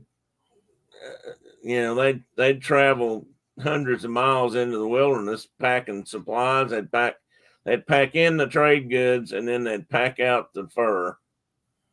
And this was, for the most part, the easiest way to do that up there, especially. And in America, in the United States, they did the same thing, more or less. So anyway, the Hudson's Bay Company was formed on May 6, 1670, and it is the oldest corporation known in the world that at least we recognize and are aware of. And it was given all the land whose rivers drained into the Hudson Bay, basically from, the King of England, who didn't have a bit more claim to that land than me. But that's how it worked back then. And this area became known as Rupert's Land. I didn't really look up Rupert. I can't remember where that came from. The Hudson's Bay Charter gave them control over what was at the time the 10th largest country in the world. Hudson's Bay Company controlled most of the land in modern Canada between the Continental Divide and the St. Lawrence River drainage, and as far south as South Dakota. Trappers competing against the Hudson's Bay Company claimed the HBC stood for Here Before Christ, which I think is kind of funny. The Northwest Company was much later. It got started here and was founded in 1779. That's the other thing about the Hudson's Bay Company I mentioned. While it was started for here and it was about over here in the trade, the base of operations and the people who ran the company were in England, and that actually has an effect later on in their history, because these people were more far removed from the actual act and what was going on. So anyway, founded in 1779 by a group of Montreal Scottish Canadian traders, the Northwest Company defied the Hudson's Bay Company's royal charter. So they were in competition right off the bat. With the exception of the Montreal managing partner, the company partners wintered out in the country, not in the big cities. These guys a lot of these guys that ran the Northwest Company, and here's the big difference, were trappers and actually were in the country where this was happening. So they knew how it worked and what worked and who traded for what and who had the best furs and that kind of stuff, which was really an advantage over the Hudson's Bay Company, even though the Hudson's Bay Company has obviously outlasted them. But by the time the beaver ran out and fur wasn't no good no more, beaver no good no more. What else you got? Muskrat. Well, muskrat ain't no good. 13 muskrats for this red cloth. Anyway, take this bottle and go think about it. Yeah, here go think. Right. Anyway, the country beyond Lake Superior, the company men that live and work there were known as the Northmen. By 1784, which is only 5 years later, 9 different fur trading groups had joined the Northwest Company. Consolidated into one firm, the Northwest Company became the Hudson Bay Company's most powerful rival. And I've got some more information I'm going to read about that in a minute, but I think I'm going to move on here just a little bit to show you kind of where these furs are all going and what furs went where. And of course, the Hudson's Bay Company was sending their stuff back to England, and because that's where they were based out of, and then they spread them out. And then the part of the North American continent that was still French, theirs went to Paris. Then down here along the coast, there was sort of a mix of what the Americans were doing, but it's sort of half and half between. Well, actually, it's not. This line came out of lower Mississippi, or the lower Mississippi around New Orleans in that area. And actually, the swamps and stuff around in Louisiana have a lot of fur bearers. I've always wondered if the fur from those animals went to make cheaper stuff, because they can't be as good as the northern animals. They just don't get the winters down there to fur up like a northern animal does. But anyway, yeah, they're pretty flat coated. Yeah, just like the beaver and otters in Arkansas that we caught. They were Yeah. real flat coated, but there's a gazillion of them. But there's a lot of them. Yeah. And that's kind of how it was down there too. And I've seen them in Florida and they're the same way. Otters, We were beavers. trapping beaver for, remember that little town I lived in, London? Yeah. They hired Chuck and Spanky and I to trap the water drainage that came into the water treatment plant. Yeah. Because the beavers would dam that creek up and flood the water treatment plant, and then the whole town was out of water. Which is what when that happened, and we caught, I don't know how many river otters, during the operation to get rid of the beavers. And you probably didn't hurt their population much either. We didn't hurt anybody's population, but the city gave us $25 a head for beaver. And then we skinned them and sold them. That's what I was getting ready to say. And then we ate the carcasses. Well, you made out all the way around then. So we were doing pretty good. You get beaver meat's really rich. So I could only eat so much of it now. I was like, okay, I need like a piece of pork or something different, Did you guys bother with the tail or did you just eat the critter? We just ate the critter. The tails are a pain to skin. Yeah. Supposed to be good eating, but it's a pain to skin. That's what I've always heard. It's like bacon. Is it? Yeah, it's lots of fat. I mean, we butchered a few of them, but they're just kind of a hard thing to skin. So anyway, that's the different furs. And now on the Northwest coast, you had some stuff that was going, probably had some that was making it to England, but most of it went to Asia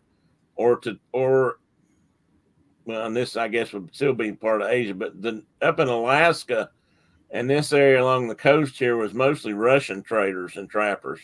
Or they were trading with the natives and taking their stuff back, Mother Russia. And and they had claim to Alaska back then. That's why we bought and traded for it then. Just think if we hadn't have done that, Sarah Palin would have actually lived in Russia instead of just looking at it. Anyway. What Tina, I hope you're not I hope your Chuck's different than my Chuck. I just looked over at Chuck and said they hired you, and he said he didn't want to say it. He was pleading the fifth. Now that Chuck that they hired was a whole nother animal, I think. Well, I think that. Now I don't know. Did Chuck come out of Louisiana? Arkansas? Ask him to say, hold up a pair of binoculars and ask him what they are. We might be able to tell that way. And Chuck wasn't Chuck came. He went to Arkansas with me from Ohio. Oh, he wasn't from there either. That's right. He was a Ohio River boy. Was from right across the river from Wheeling, West Virginia. Okay, well, I obviously messed. This slide should have had something else in it. It says during the early Indian fur trade period, the major articles traded to Indians for various furs and horses were guns, cattle, trade blankets, vermilion, silver, mirrors, knives, axes, beads, ribbons, thimbles, awls, cloth, copper cattle, sugar, and various pieces of horse tack. With the advent of the Rocky Mountain fur trade, the various trade articles brought to the rendezvous supplied both the mountain men and the Indians. And somehow, he just calls them binoculars. What's he supposed to call them? That's fine. That's fine. That's the appropriate term. That's the appropriate term. Some native Arkansans call them knocklers. They leave out the eye part. If their eyes are way spread. That's true. It might depend on their eyes. That's another story. That spook that walked out of the woods on us, he couldn't have used binoculars. His eyes were too close together. That we shouldn't even be They were laughing. too far apart. Yeah, okay. He was an ungulate, remember? Oh, that's right. More of the prey species than the predator. His eyes were on the side of his head, not in the front. So I had meant to stick something on this slide, and I did not. Well, who is that gal you keep Just having? somebody, I don't have any idea. It's just somebody that was on a slide that was available to be used for that purpose. I do have something else though about that. Let me see if I've got it pulled up. I was going to talk about those articles. Yeah, here I've got some. And this is another map that was hand drawn that was trying to show some of the trade areas and what they were, getting out of different parts of the rivers and the continents. And if you blow this up, you'll see that some places are sturgeon, probably for the caviar or roe. Even back then, you got codfish down in here. You got some kind of seals and fur bears all down through this area. You see what's got to be a gooey duck's all I can think of down here at the bottom. Then you've got fruit marked on there, the different berries that they were getting from North America that were not the same. And this is depicting the St. Lawrence Seaway and the original mouth in the Bay Area here of St. Lawrence. But and it goes over here and stops, and I think this must be Lake Erie over here. Because I've got a feeling that this is the falls, but I'm not positive about that. I can't read French, so I couldn't read the map. I love those kind of maps. Huh? I love those kind of maps. I do. Yeah, I do too. I've got a bunch of copies of them just because I like them, but I can't read them all. Is that a cat tied up in the bow of that canoe? It is. On that Bingham painting? It is. It's a black cat. I don't know the history of that. Well, it looks like it's tethered. It does appear to be to keep it from jumping off into the river. I'm guessing. That could be that they kept that cat around their trade shack to keep the critters from eating things. I don't know. Yeah. Or it could just be something that Bingham put on there. I really don't know. But you're correct. That is definitely a Bingham painting. It looks like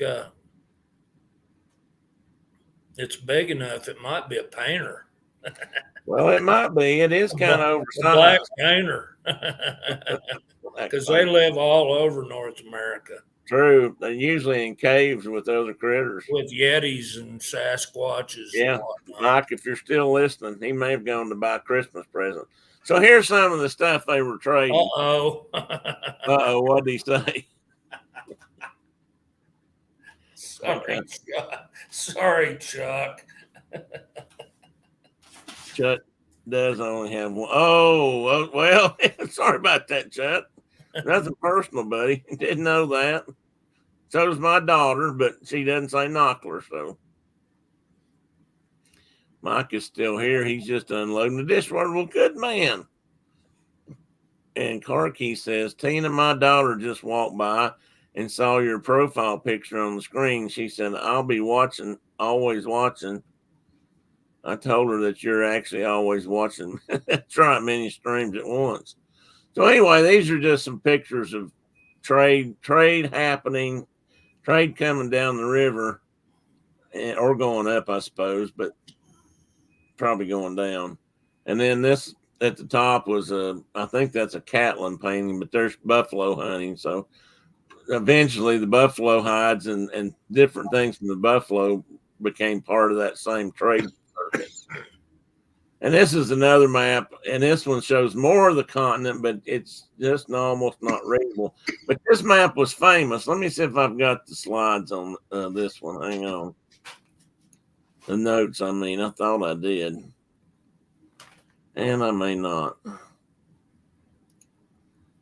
I thought I kept these. Oh, I know where they're at. And I don't have the notes. But this one was called the This one was a famous map because one of the guys whose name was Thompson helped draw it. And the Thompson, this is the Thompson that was in the, he was famous in the fur trade. I can't think, he did some other stuff. Thompson Falls, Montana.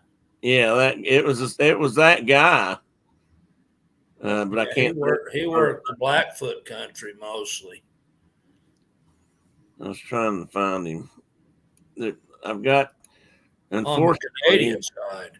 I have this opened up into about 3 different pages, so I could go through. And I actually wanted to cover more of the notes, but I knew I'd run out of time because we talk. Boy, do we talk! So I knew I wouldn't get to it, but I was hoping I could. Is that map cloth? It's possible because it was one they used a lot, and I'm sure they copied it. It's famous because who drew it, and then they used it for many, many years. That was the go-to map.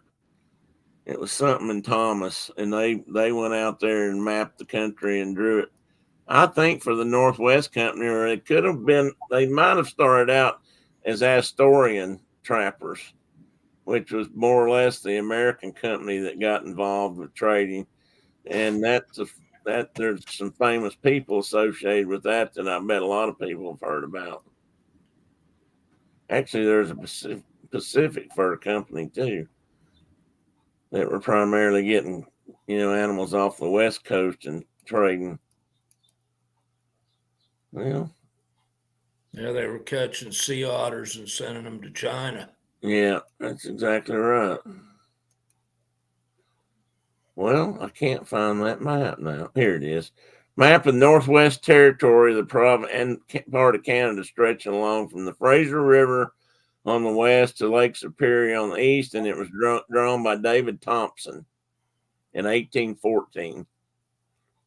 So it took me a while to get there, but that's who drew that map, and they used that map for quite a few years because it was pretty accurate, which is amazing. Some of these map makers back then that went out, just like Will Clark, actually, at the Lewis and Clark expedition.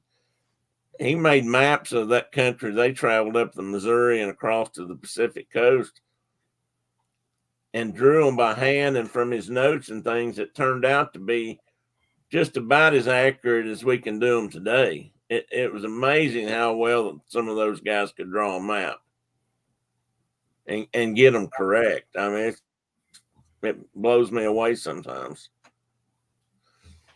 And this is some more of the stuff you might see trade the Hudson Bay Company, Northwest Company, or the Astoria Company trading for, or trading away. This is when the North American Indians got involved in.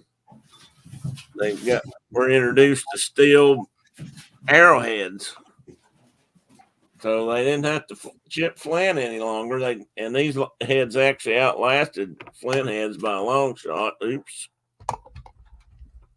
I just dropped something. Hang on a second.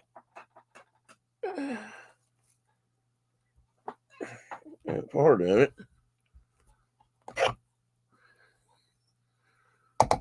disappeared.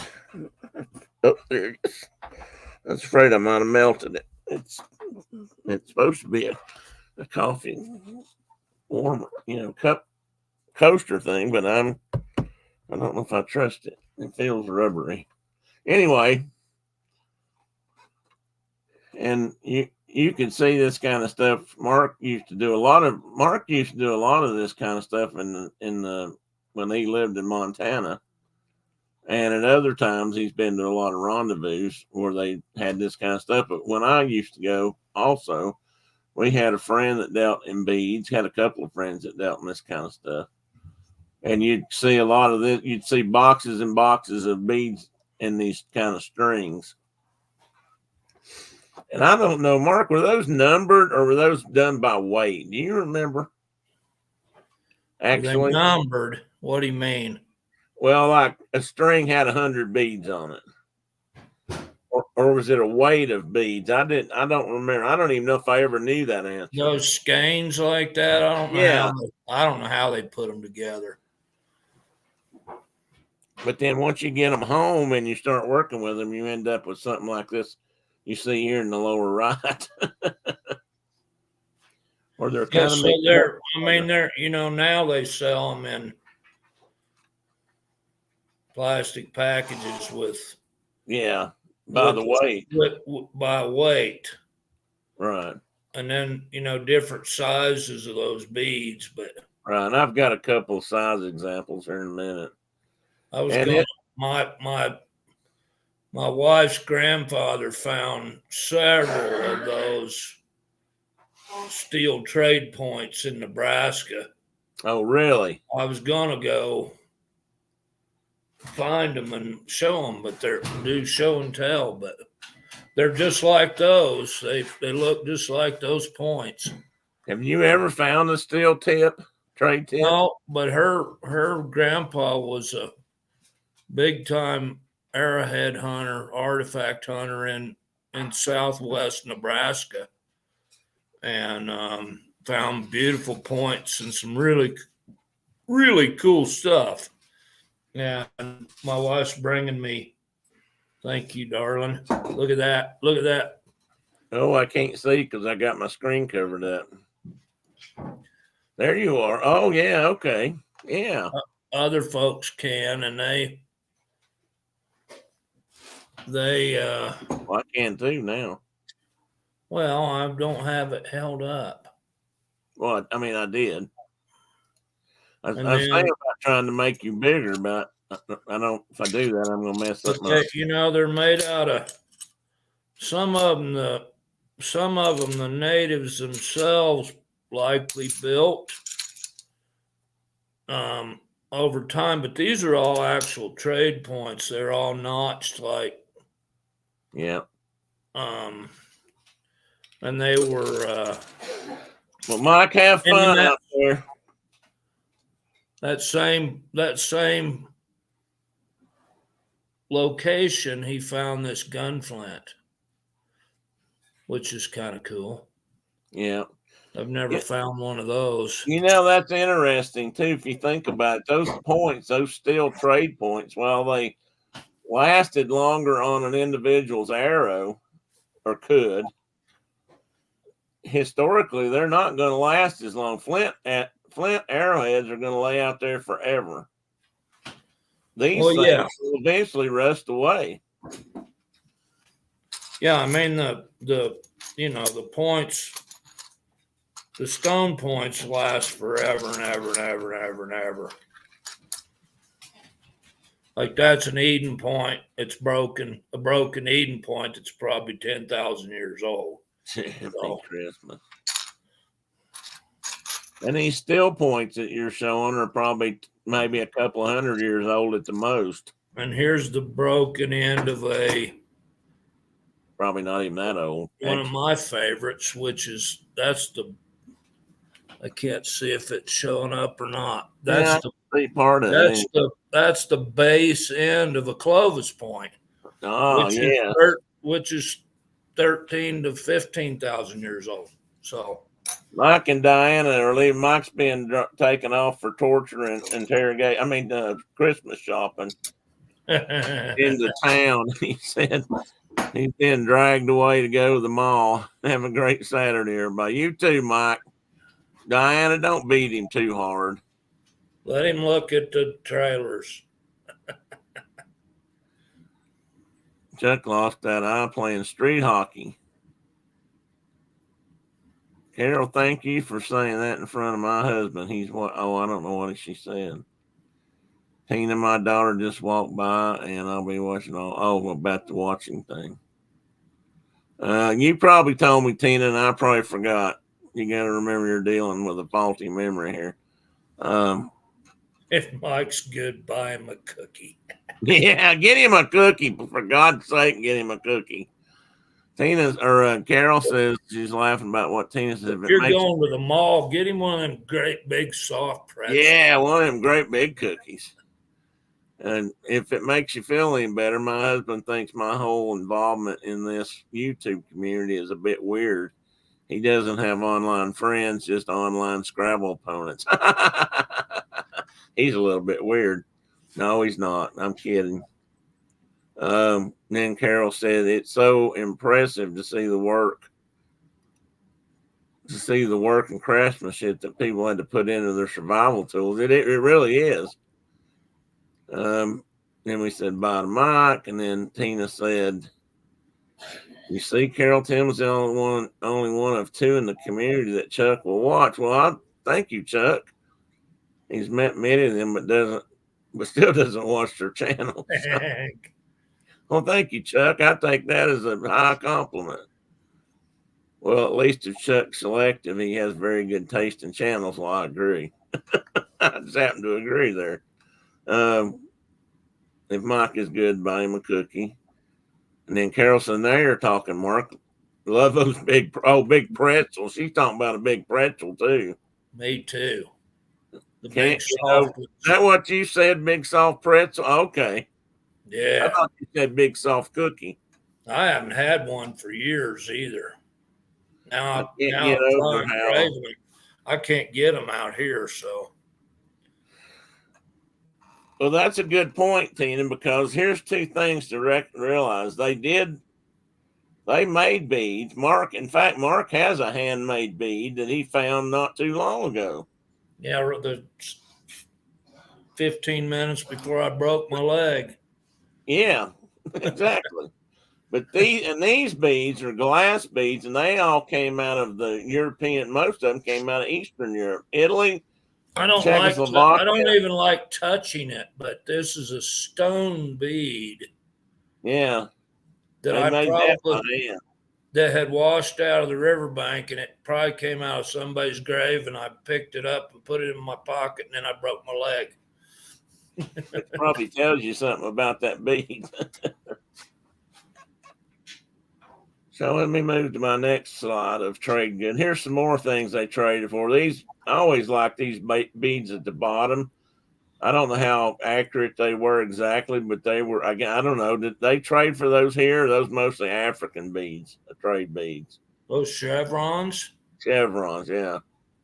No, they were heavily traded here and in Africa. But I always like them because some of them are just gorgeous. And it's just another group. These are actually more. I'd call these more modern beads, but you can still buy these, and they have a metallic sheen to them. So that's different. But up in the right corner, we have what's called hair pipes or bone hair pipes. I used to call them. Probably not right, but they're called hair pipes, and they use these to make all kinds of things.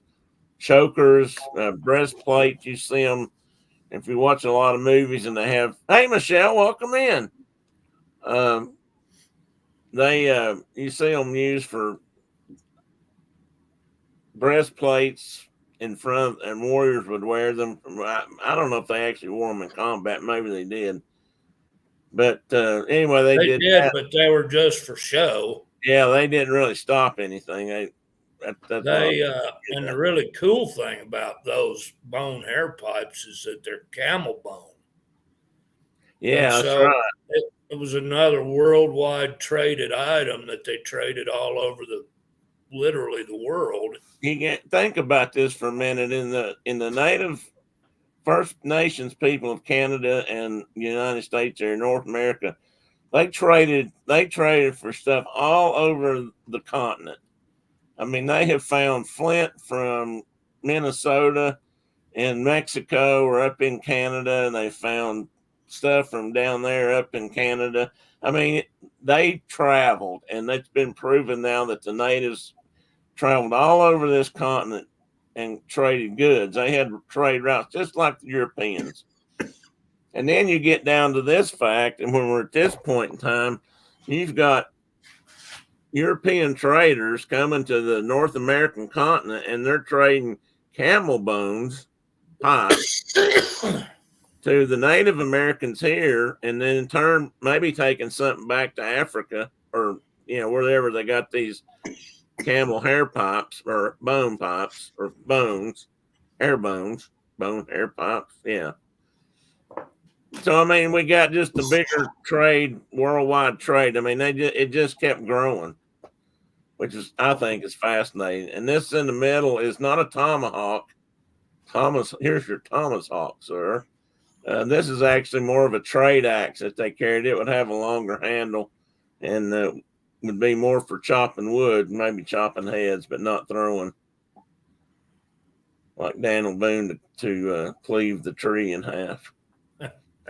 And this is an interesting page, and there used to be a guy at Friendship, or maybe several, that had where they'd found a trade goods cache somewhere in Ohio, wasn't it, Mark? Where they found all those clay pipes that were just fused together and mashed. Oh yeah. They that was another thing. You see a couple of little pipe stems here, but if you've ever seen the white clay pipes like the farmers used, or not, well, farmers did, but like in trade ends and bars back then, you could take a pipe and they'd break the tips off and reuse it. And then when that guy finished, he'd break the tip off, and it went till the pipe was out of stem. Or they'd be shorter ones, and the voyeurs, the traders would smoke them. Indians would smoke them, but they were short clay pipes. And I don't know what year it was, but they uncovered a whole cache of trade goods in somewhere in Ohio along a stream bank, and they found just hundreds, maybe thousands of those clay pipes. And they had been there under the ground, under the mud for so long that they had softened, some of them, and they had just merged into just this huge blocks of pipes. And then they had some that were in there that were absolutely pristine and could still be smoked. It was really cool. So what this is in the upper corner here is an example of what might be found in a trade goods cache. And this was probably found in a archaeological site that they dug up somewhere in this country. I don't know if it said where this one came from or not, but that looks like a small tomahawk head there and a larger axe head. There are some arrowheads, but I don't know which way those might have been going. This looks like some bells, which were popular. I don't know what these little globs are. Look like beads or something. And of course, here's some different shaped beads and brass bells, probably. Here is a pipe with a fox head or something on it. These may be pipes right here. Not positive, though. I don't know. The way they're rusted, maybe those were tomahawk heads. Anyway, different things that were traded. These may be still arrowhead points over here because they look rusted more than just deteriorated. And this is oh, wait a minute. This page over here, this window over here has some other things that they sold and traded. These German silver or pewter or sterling silver or trade goods sometimes, like beavers and turtles, kissing otters. This was called a cross gorget. This is just sort of like a brooch. Can be used to hold a blanket together or just used for decorations. And this is a pocket knife. This was basically the style of pocket knife that you might have found during that time period.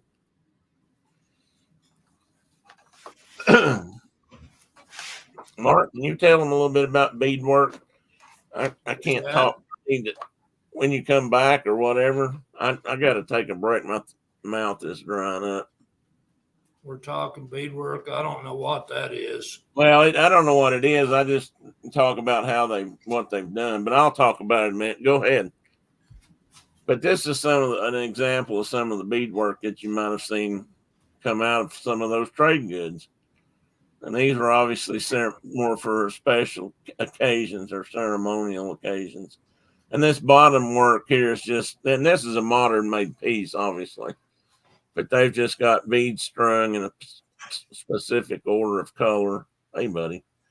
I don't know. I think Carol's here. You want to say hi? Let's say hi, Carol. He said, hi, Miss Carol.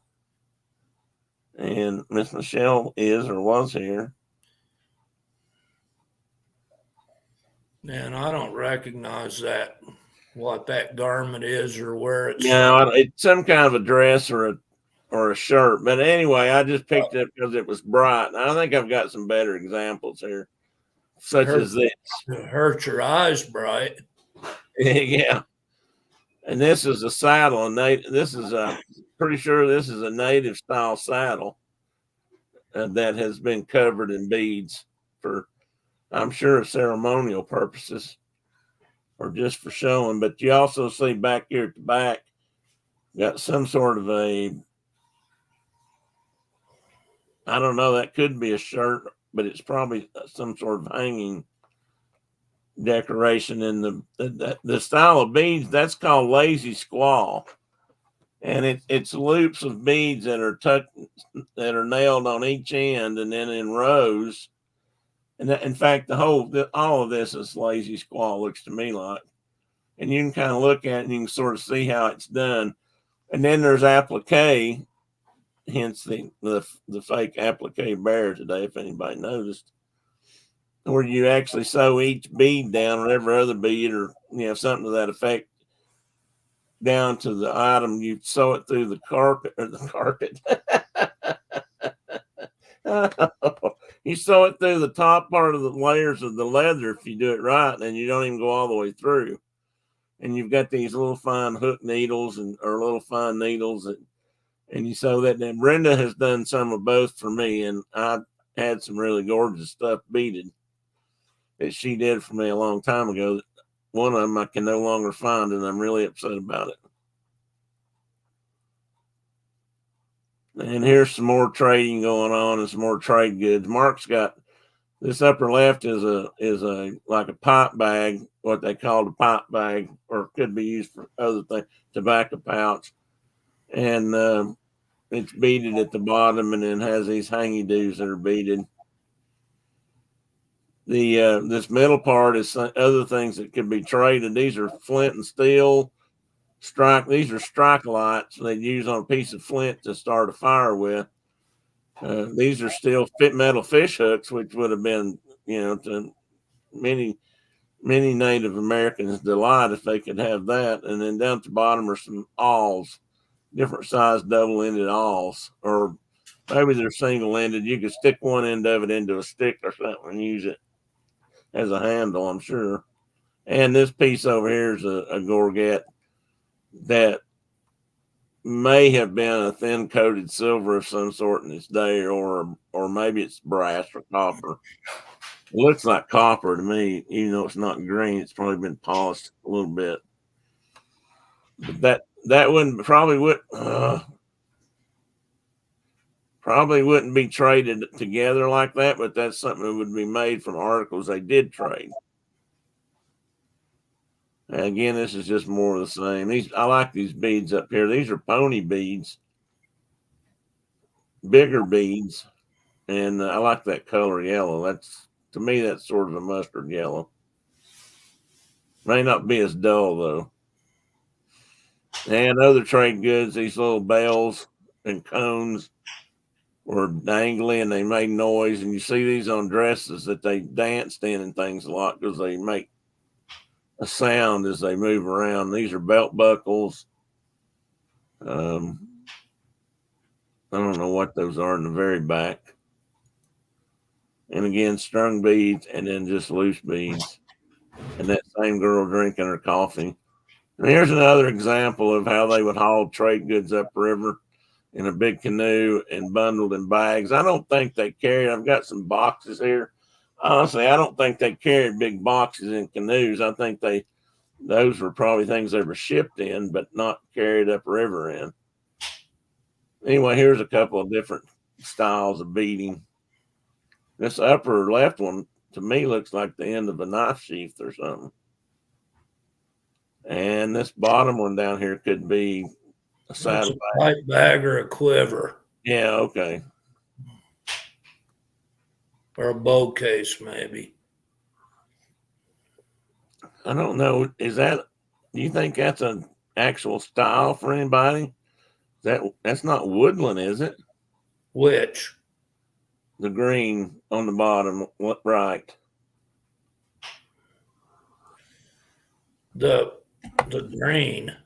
I don't see This the. one over here on the right hand side, it's got green Oh, ribbon. I don't know. Looks like something from the Northwest coast. Yeah, okay. It's a box of some kind. Well, that's what I thought. Maybe it's from Northeast Canada or somewhere. I don't know it. Okay. I don't recognize it. That And you might, other piece that's made by the Cheyennes. Use okay. that style beading.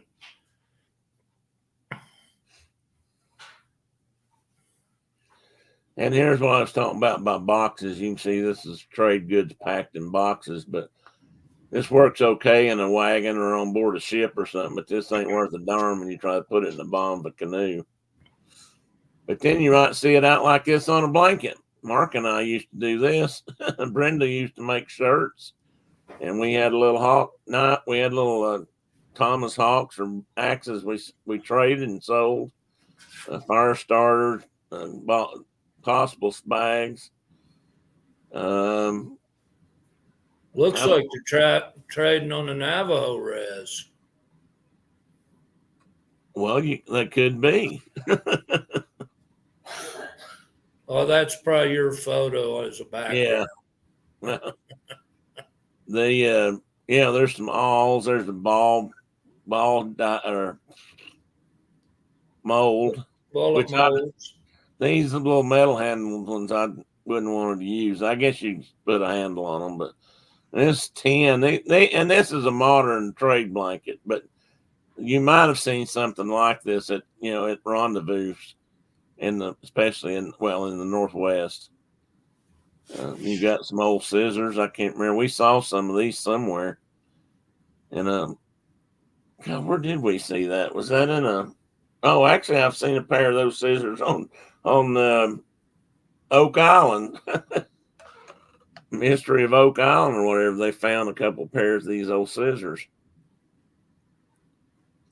Well, now, if you go back, that tin that's there on the, I don't know, it's this on one. right, that one right there.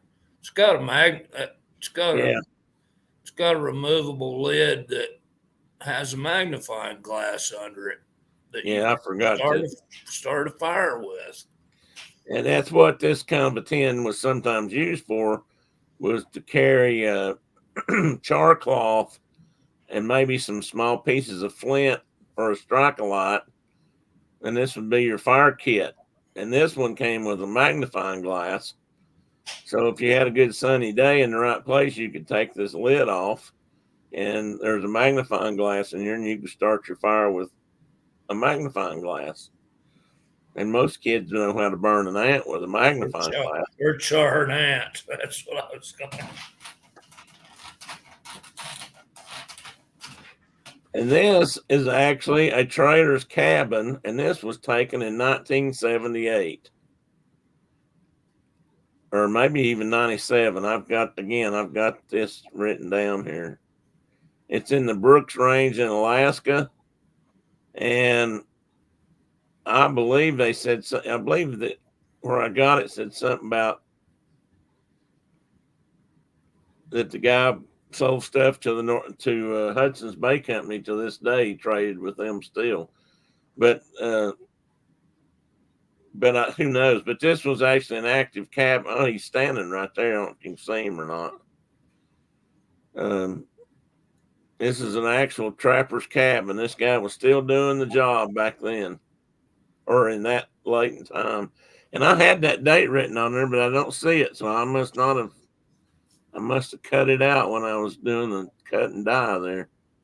Anyway, that's that. And I get into a lot of detail. I highly recommend, if you're interested in American history, you should know something about the fur trade in this country. I thought this would make a good Christmas card, so I just put it in there and said Merry Christmas. Oh, you don't see it. Never mind. There it is. I was looking on my original. But anyway, so that's my little list. But there's a whole lot more detail about the fur companies. They battled and fought amongst each other, and that the fur trade and all the money that went with that was a really big deal. and they actually fought quite a few small wars over the fur trade at that back then. You might not.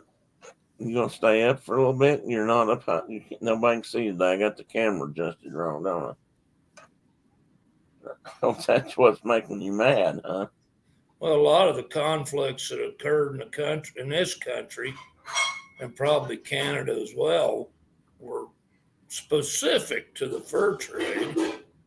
The reason the Iroquois controlled all that country that they controlled out of New York and down into the Ohio Valley, and it was all about beaver. Yeah. And controlling that trade. And a lot of tribes that ended up being prairie or Great Plains tribes lived in the Ohio River Valley at that time, got run out by the Iroquois. Yeah, got pushed into it. I've got a map of that, actually. That's the Beaver Wars. It was specifically about fur trade. Let me see if I can pull. I've got a map of that actually shows that how that worked out in the years they pushed other tribes out as they spread. The Kickapoos and some of those people ended up being Great Plains tribes just because of that. Yeah.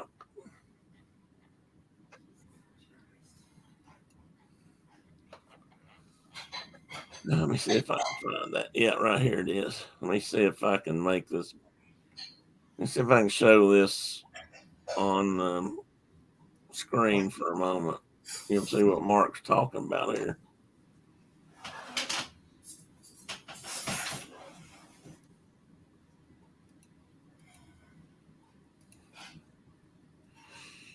This is mapping. You may not be able to read it because it's not as big as I'd like it to be, but this kind of shows how once this trade got started in this area, the 5 tribes or some of the Iroquois tribes were up in this area. And you can see here kind of year by year how they pushed the other tribes out and expanded their own territory. This is what Mark was just talking about. 1638, 1649, 1651, right up till 1711 was kind of when this started. And their power decreased enough that it wasn't happening. Well, and the other thing is Americans were moving in by then, or settlers, so it kind of stopped that. But and that area might have been all but trapped out anyway. I don't know. But that's part of the Beaver Wars. That's what you were. I thought about putting that slide in there. I wasn't sure I'd get to it, so I didn't. But anyway, that's what he was just talking about. I'm glad I had that. And for some reason, I cannot escape that window. There we go. Except now I'm looking at. There we are. So anyway, that's what I should show some of Brenda's beadwork. I'd love to do that. I'll have to look and see if we've still got some. I mean, that one piece, I'd love to show that one piece off, but I can't find it. I don't know. I personally think it was absconded with, but I won't go into that. I'm still hoping that I find it. I've got some boxes I need to unload that haven't been opened in a long time, and I'm really hoping I can find it in there. I thought I had it in this trunk over here in the corner where I kept all my treasures, or some of my treasures, and that's definitely one of them. I really, really want to find that yet. And when I do, I will show it. I told her the other night she needed to start doing beadwork again. Don't know if it'll ever happen, but anyway, any questions? Any suggestions? Anything you guys would like to hear us talk about one morning instead of just going on and on about history and hunting and fishing or exploration of the pyramids, or how to break rocks, make little rocks out of big rocks? We have to know something about it. Yeah, well, we can fake it. Hell, we can probably put on a good show. Yeah, I would. I'd have to say I'd have to know a little bit about it, preferably. What you got planned for the rest of your weekend? Me? And or week ahead. Don't know. Got a grandson birthday tomorrow. Ah, that would be Owens. Boone. Boone's tomorrow. I thought Mm-hmm. we just had Boone's birthday. I thought you just did Boone's birthday. No. So that makes him 2, right? It'll be 2. Oh boy. I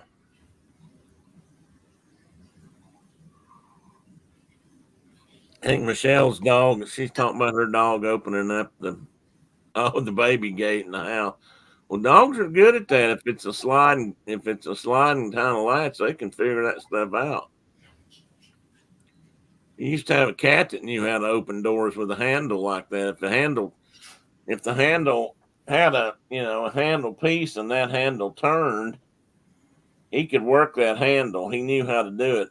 And he would take a doorknob, in fact, and try to grab it with both paws, but he just couldn't get enough grip on it if it had any friction to it to turn it. But he'd give it one hell of a college try. No. Debbie, on the other No, hand, Carol, we can't do part 2 of the car seat.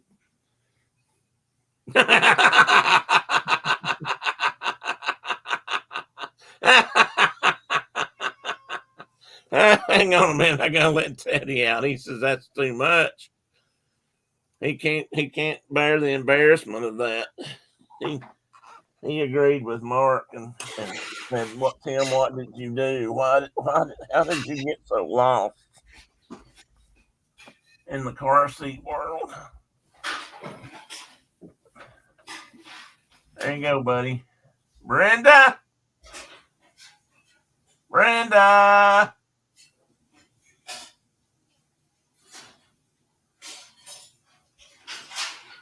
Well, boys and girls, it's a sad day here. I believe I've lost her. What are you doing back over here? You were supposed to be going outside. Brenda He says left. what? Brenda says what? Oh, Brenda's what, dear? Okay, just checking.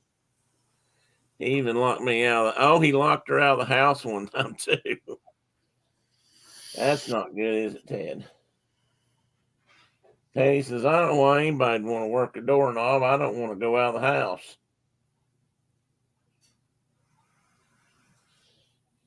We open a door around here and he heads for the couch or the bedroom, don't you? He said, I spent my youth in the back of a cold ass pickup truck. I ain't going back out there.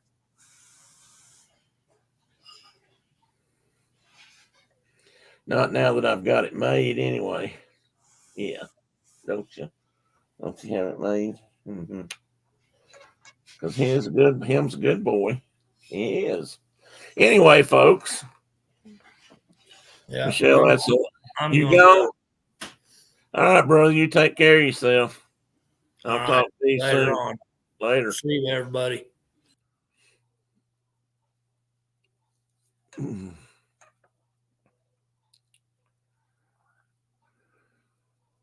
Maybe a monthly series. Carol, you're going to get me beat. Mark, I think Mark was about ready to kill me after that.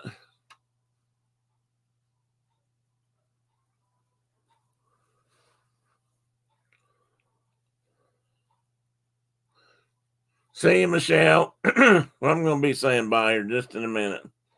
It's almost 12:30, so once again, as the car guys used to say, once again, you've wasted 2 perfectly good hours listening to me and Mark.